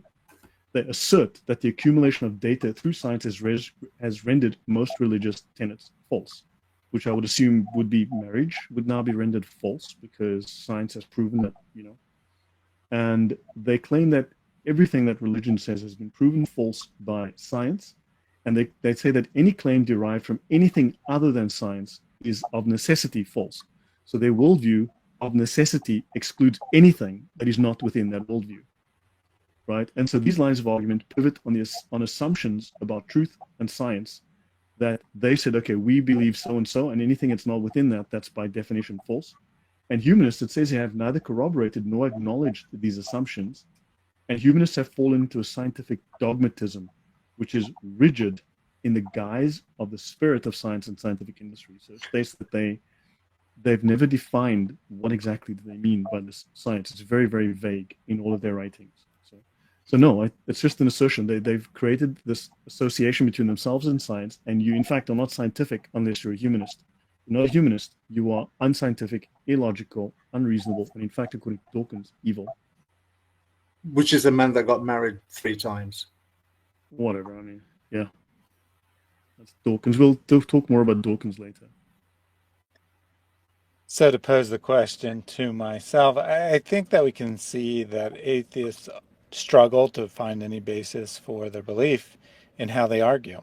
90% of the time when I have a conversation with an atheist, they do not wish to support their position. They only wish to assert that it's the default position, that I win by default. I disproved Christianity, therefore atheism is true. Sound familiar, perhaps, with what our Muslim friends do? They mostly argue against Christianity and just assume that makes Islam true, at least in their conversations with Christians. And I think that it's because atheists know that the few positive arguments that are attempted are not very good. That the most generally considered the best argument for atheism is the problem of evil, but it's a problem for atheism just as much as it is a problem for Christianity. The problem of evil is a problem for everyone. Everyone needs to explain why we perceive there to be great evil in the world. And Christians, it's difficult because we believe that God is good and all-powerful, all good and all-powerful, which makes the presence of evil hard to understand. For the atheist, it's equally hard because they believe there is no such thing as good and evil, yet they look at the world and they think that there's a lot of evil in it. So it's a problem for them as well. It's a problem for everyone. I think Christianity does have good answers, to be clear. If I can mention something, the argument from evil poses a particular problem because the idea of evil is a very, very Christian view, the way that we define evil. Because apart from an objective moral law, there is no objective way of ultimately defining evil. So the existence of evil presupposes a divine moral law with which to differentiate good from evil. Now, so atheists try to disprove God with an argument that's valid only if God exists. They claim this is evil, but it can only be evil if there's a God to use as the standard to judge against. So, I mean, atheists love abortion, right?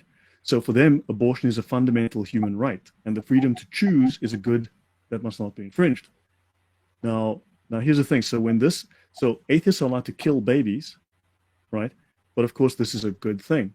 Now, when God killed in the Bible 2,000, 3,000 years ago, or whatever, 3,000 years ago, this is supposed to be evil. So when God makes choices between life and death, God is evil, but when the atheist makes choices between life and death, this is good. That's a contradiction. This is entirely hypocritical. So if we choose who lives and dies, we are ethical, we are correct, we are good, right?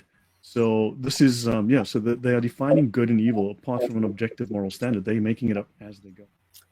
Would you also agree then with that, Lloyd, where in the Bible it says he created a male and female predicated on whether you have the male genitalia or the female genitalia, but atheists now say, well, your genitalia does not define you. You can decide what you are, whether you are male or female. Your genitalia is an irrelevance.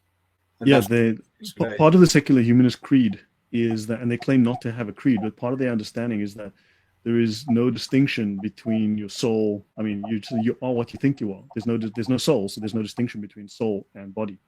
So therefore, you are what you think you are. And of course, Eh, if you give up those Christian ideas of morality and how the world is seen, that worldview, automatically you'll go back to paganism because Christianity was the replacement of paganism.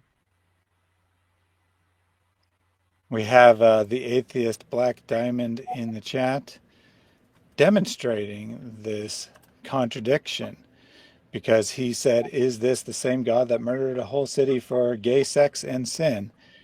But that question only makes sense if there's something wrong with killing a whole city of people, which his belief system doesn't allow him to do. and his just I asked him to justify what in his belief system tells him that this is wrong, and his response is, "I don't have a belief system. I just don't believe your BS." Amazing stuff here, Black Diamond. So you have beliefs that it's wrong to kill a whole city of gay people, as you put it. You use the word murder. Murder is a judgment. So you clearly think it is wrong. Yet you don't have any beliefs. You just believe that my beliefs are wrong. That's And what we I've are been the saying from the king beginning. of straw man arguments because I asked him to justify his own position. I am the king of a straw man argument because I asked him to justify his position.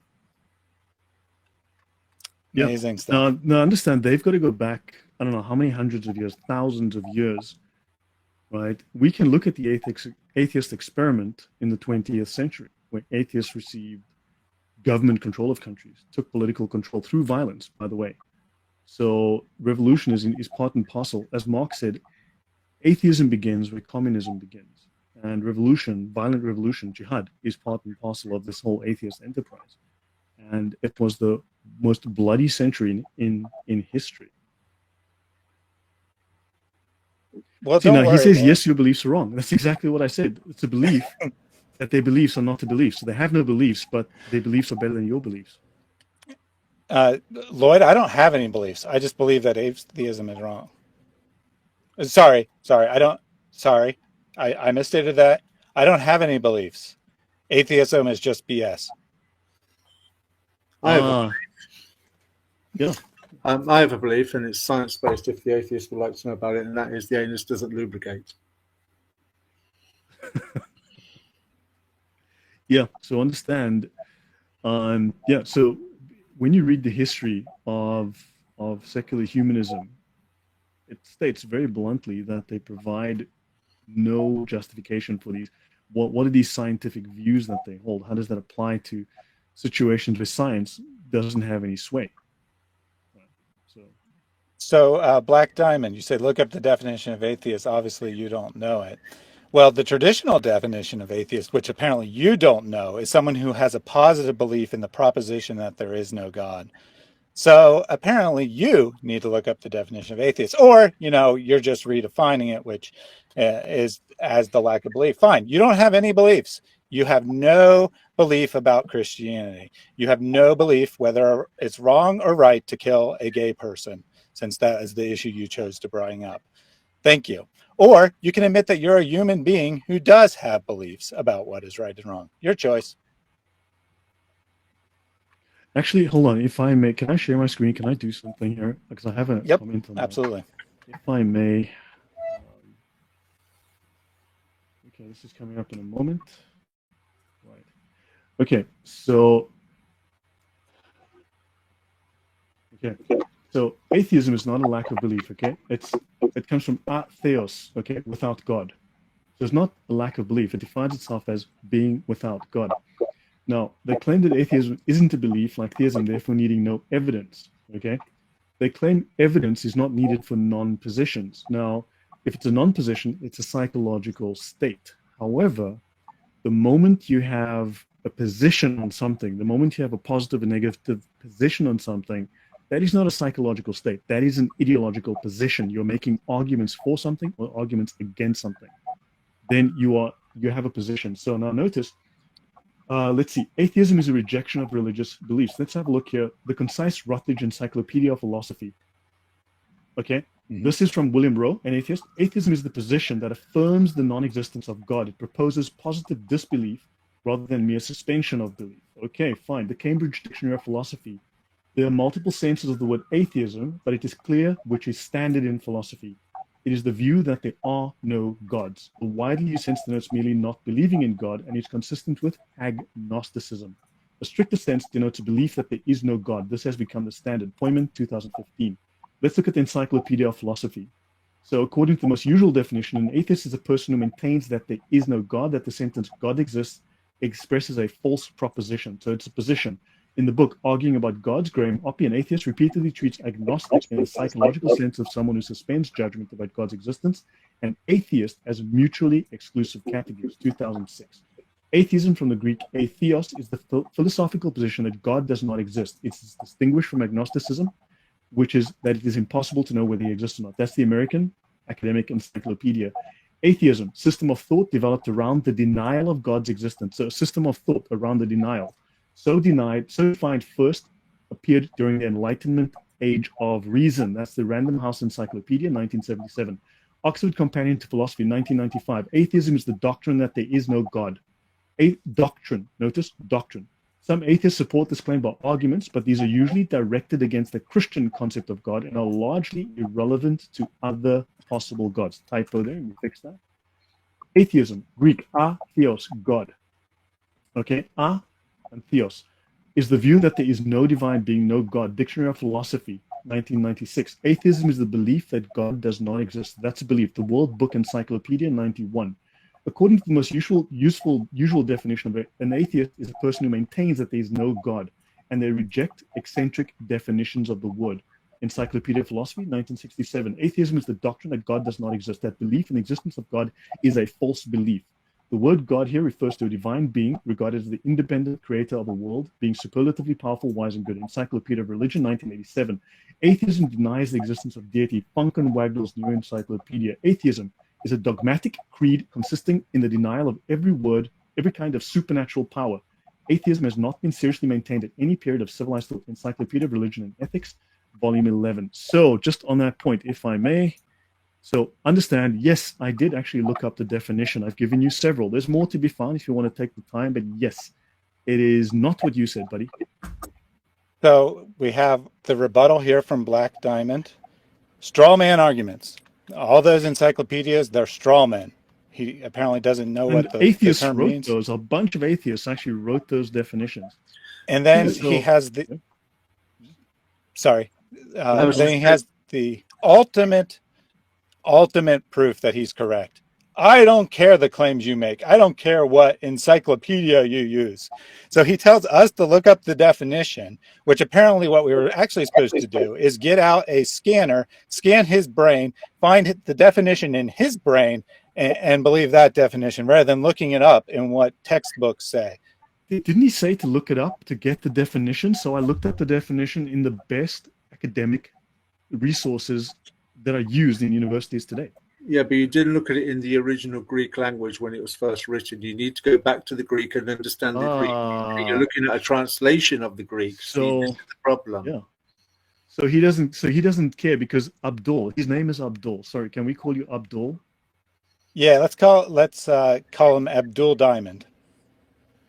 Yeah, Abdul Diamond. Yeah, he's hard as a rock. His brain is thick as a rock. Clearly. Well, you know, and also notice, I don't believe the claims you make. These are not claims I'm making. I am reading from I went through a list of the best academic encyclopedias from Oxford, Yale, Harvard, you name it. We just went through that list. And but remember, he's an anonymous internet troll. He knows more than every single academic resource ever created. In my spare time, I actually teach against Darwinian evolution, and one of my favorite subjects is vestigial organs. But up until now, I have argued against the existence of vestigial organs. I can now honestly say that the brain of an atheist is a vestigial organ. I concede. No, exactly. He doesn't care about truth. He doesn't care about facts, research, rationality, reason. No. He cares about his opinion because his default position is that he's right. You see? Mm-hmm. Mm-hmm. Yep. And we're wrong. We're evil, in fact. Yeah. He just repeated straw man again, which is amazing because I don't recall making any statement about his position. He wants to change subject like a good Abdul. Like a good Abdul is now wanting to change the subject. And then he It's got says, what are you strong- getting angry about? And I don't believe any of us are remotely angry. He might be mistaking my passionate answer for anger because he doesn't know what passion is. But Yeah, but he's a Muslim, by the way. Actually, yeah, someone was like Gabriel Shona was saying. I was about to mention it as well, and Gabriel mentioned this guy is a Muslim. I've seen him on, if not on Jay's channel, coming on as a Muslim. well, actually, that's very interesting because earlier he defined atheism as opposition to your God. And then he tried to ask me if I was an atheist about Zeus, as if that makes any sense. That Yeah. statement is So as far as I literally know, he's a Muslim. So just so you know. but yeah, that's consistent, right? He's an atheist about the Christian God, as if that actually makes sense. But he's not an atheist about Allah. So Black Diamond, I want you to write in the chat that Allah is a fake God and Muhammad is a fake prophet who made By the up way, I had information. several other definitions I could have gone through. Okay, that whole thing goes on a lot longer. Okay, I mean, I went through about it. I don't know. I went through about half of my references there, taken from academic sources. I went through about half of those. So there was a lot more to be said. So I mean, in every single one of those, he has been proven wrong. Right? It's a position, it's a belief, it's an ideology, a creed. Anyway, enough of that pointlessness. This was actually from earlier, but it's a good prophecy here. Atheism trying to make sense of their own meaninglessness. Black Diamond is trying to make sense of his own meaninglessness by redefining terms. Isn't that what Muslims do? Mm-hmm. No, Allah. He spelled it wrong. So just please spell Allah correctly, Black Diamond. The full sentence again with Allah spelled correctly, if you don't mind. With the H on the end, if you don't mind, please. Guys, I've got to go. So Okay, cool stuff, man. Thank you, Thunderous. Yeah, it's gone longer than I thought we'd do an hour or something, but we've gone a tad longer. Yeah, I was quite surprised when I looked at the clock and saw we were at an hour and a half. That went by really quickly. Yeah. Notice Allah. You see, notice he spelled that wrong. So he's talking about a different God. So he would need to actually give us the full name. So that's a cop out. That's Hiel. See, that's Hiel that he's practicing. So I have one more question that I want to pose, but Completely Deist would like to join. He identifies as Jewish from a previous chat. Do you want to take that now, or do you need to go soon? I mean, I don't have to go, but it's been 2 hours. I wasn't planning to go on for that long. All right, yep. I mean, we'll take it. We'll take you a different time, Completely Deist. I just want to close out with. Well, actually, I guess I have two questions. One. So we're pathetic because we provided the entire series of definitions from major academic sources on atheism. So what is the definition of atheism, and which authority do you cite? And are we supposed to believe your authority versus that in use across the academic institutions across the world, Black Diamond? Well, we're pathetic. Yeah. Well, presumably we're pathetic because we asked him whether he was Muslim or not, or to prove he wasn't a Muslim, since some people said he was. No, he's not. I've come across him before as a Muslim. Yeah, I've come across this guy before. Whatever, Black Diamond, you're an atheist, you're a Muslim, whatever. It doesn't make any difference to me. They're both equally false belief systems. So on this question, Green Eagles asks, when history books are written, do they tend to exclude atheistic bloodshed? Now, you must understand that the definition of genocide, as we have it today, as a legal term, was defined after World War II, right? So basically, because of what happened in World War II, they needed a legal definition, and they needed to charge people with genocide, right? Because that is considered the crime of crimes, right? Crimes against humanity. Do understand that at that point, Russia was an ally, and Stalin.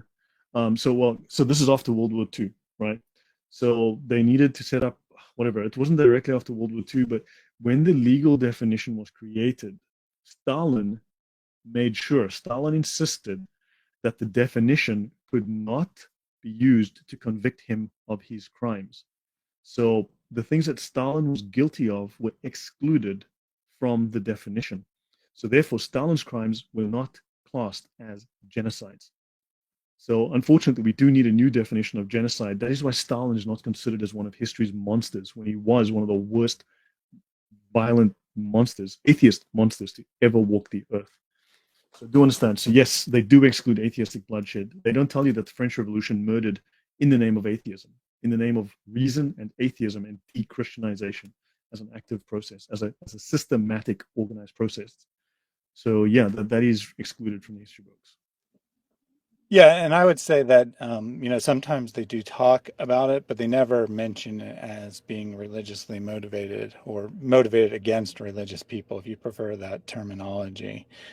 They might say that there's violence, but it's always, the fact that it had anything to do with religion or anti-religion, more Yeah, accurately, is glossed over if it's mentioned at all. yeah. So why do you think Black Diamond is able to, as a reasonable atheist who believes in evidence, facts, that he utterly dismissed, like what I cited maybe 20 sources. I could have done a bunch more. Why would he just casually dismiss all of these major sources from, these are the top academic sources? Why would they suddenly be wrong? Why is he an authority we should listen to? Yeah, because his non-belief system is that whatever he says is right, and whatever someone else says is wrong, which means it's all about facts, obviously. So I did want to close out on this question. Um, Jokes aside, could it be that that these career atheists were exposed to false Christians of the 18th and 19th century? Now, Gospel Truth did follow this up by saying that he was referring to the popes. In that aspect, no. The there definitely have been popes that were probably not Christians at all, and certainly not very good Christians who did lots of evil things. However, those would generally be in centuries prior to the 18th and 19th century. Uh, that was one of the reasons for the Protestant Reformation in the first place, was the abundant corruption in the Catholic Church. Uh, it largely corrected itself in those terms after the Reformation, that the corruption was largely rooted out. So in that case, I would say no. However, there is something else of note here, and that is in the 18th and 19th century is when academic criticism of Christianity was starting to filter down to the public. Is this time where Christians were being exposed to information which was shocking, and although it shouldn't have, it caused them to have doubts. Like, for example, the rediscovery of the Gnostic Gospels. This was coming out in this time period.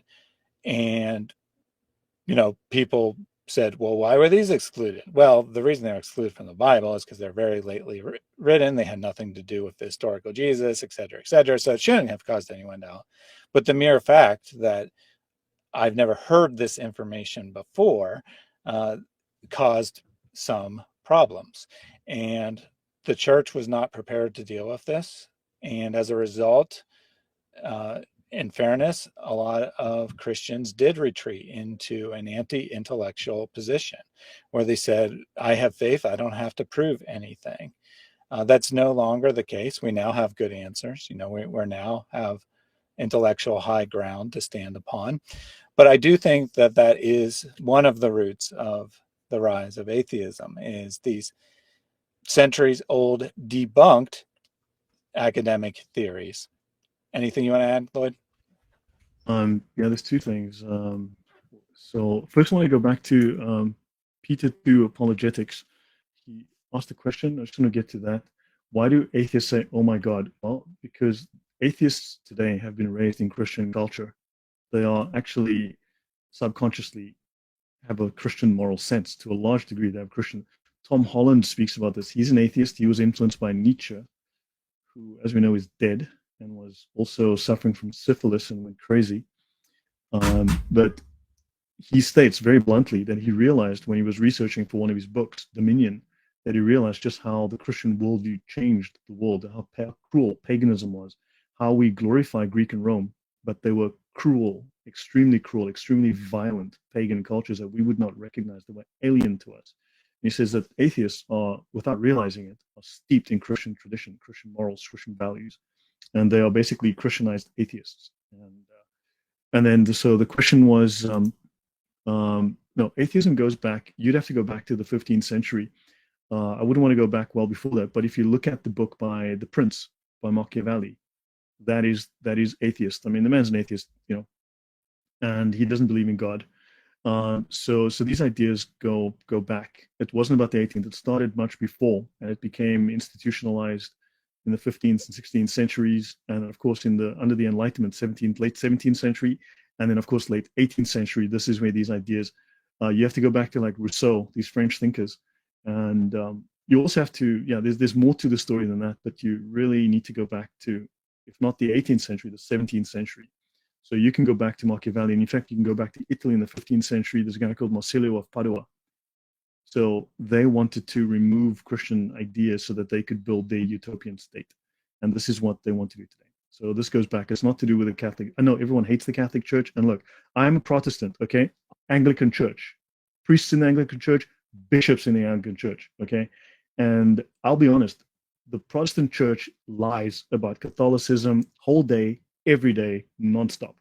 As much as Abduls lie about Christianity, Protestants lie about Catholicism. I'll say that bluntly. If you don't like me, unsubscribe.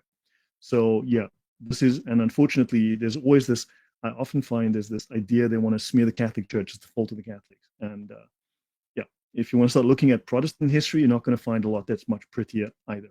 Let's just be honest about that. It's not very pretty either. You guys you see, the Catholic Church is one big bullseye everyone can hit. There's about 9 billion Protestant denominations. It's very hard to pin them down. I'll leave my rant at that, but understand. But if you start scratching under the surface, it's not very pretty either. Yeah, thanks. And just to be clear, Lloyd asked you to unsubscribe from his channel, not mine. Yeah, no. Look, I know.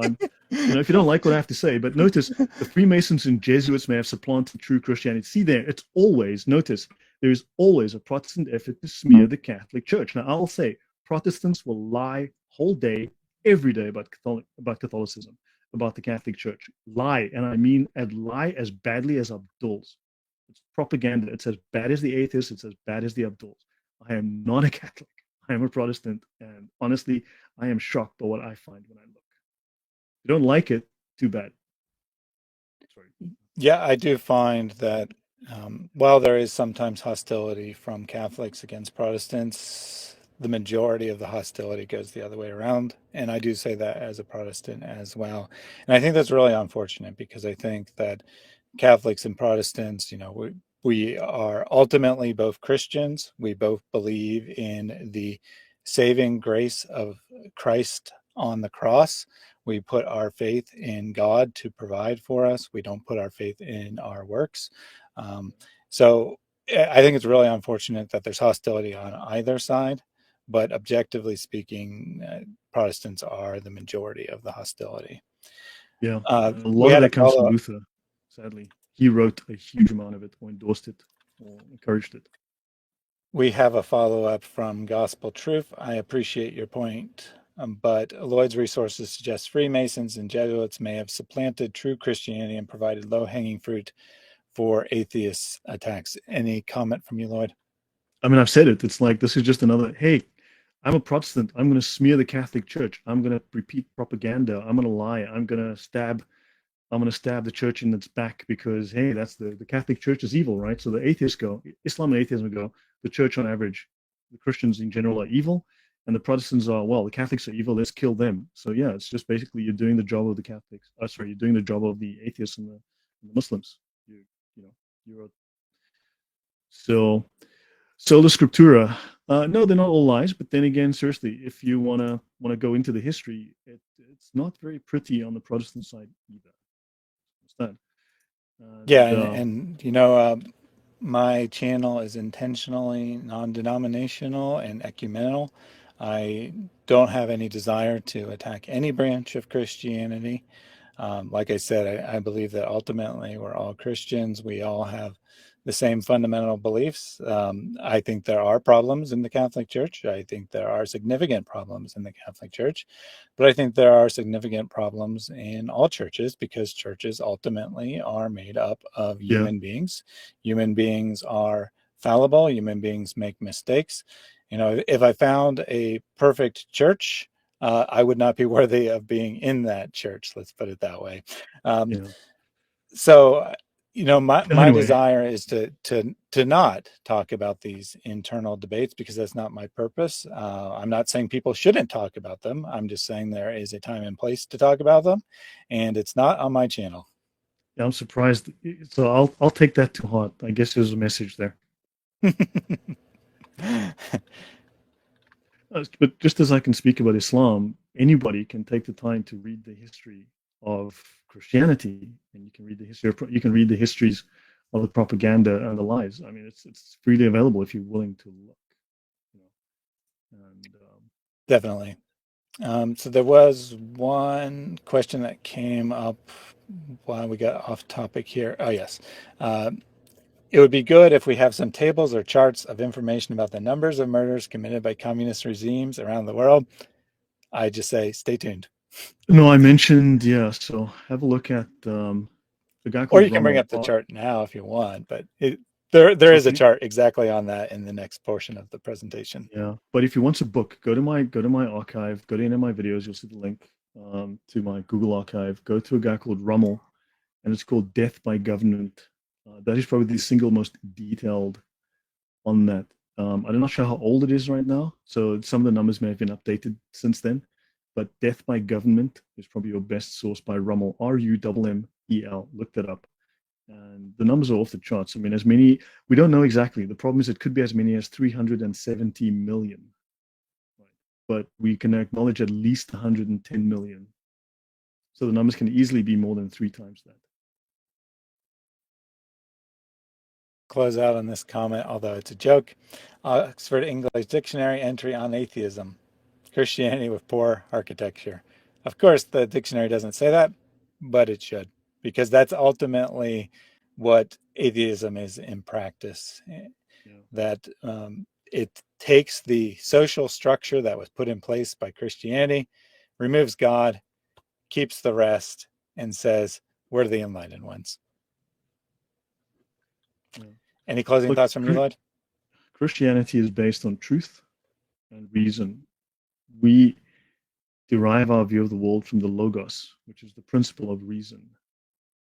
So this is not an atheist position. Theirs is the will. They claim the word reason. It doesn't mean what they think it means, and they don't use it the way we use it. We are the reasonable ones. Now, we have made mistakes as Christians, I would say, historically. We own up to that. Right? No human enterprise is perfect. However, Christianity brought the world the greatest civilization known to man, the most successful, prosperous, and peaceful. And we cannot allow this literally paganism to rise up as it is, because stripping away these moral values is bringing back paganism. It is bringing back war. And it is all lies, and you have to arm yourself with facts. I get upset because I've actually read and studied a lot of these facts. And, and propaganda is not facts. Take the time. So yeah, I'll leave it at that. All right. Thank you very much for joining us, everyone. I've had a very busy week stream-wise. I was live for 7 hours on Wednesday, 12 hours yesterday, another 2+ hours just now, and I have a Bible study this night as well. So we're going to sign off now. But thank you for joining. You told me I would have shut up. Thank you all for joining us. Have a great week and pursue truth wherever that leads you. God bless. Thank you.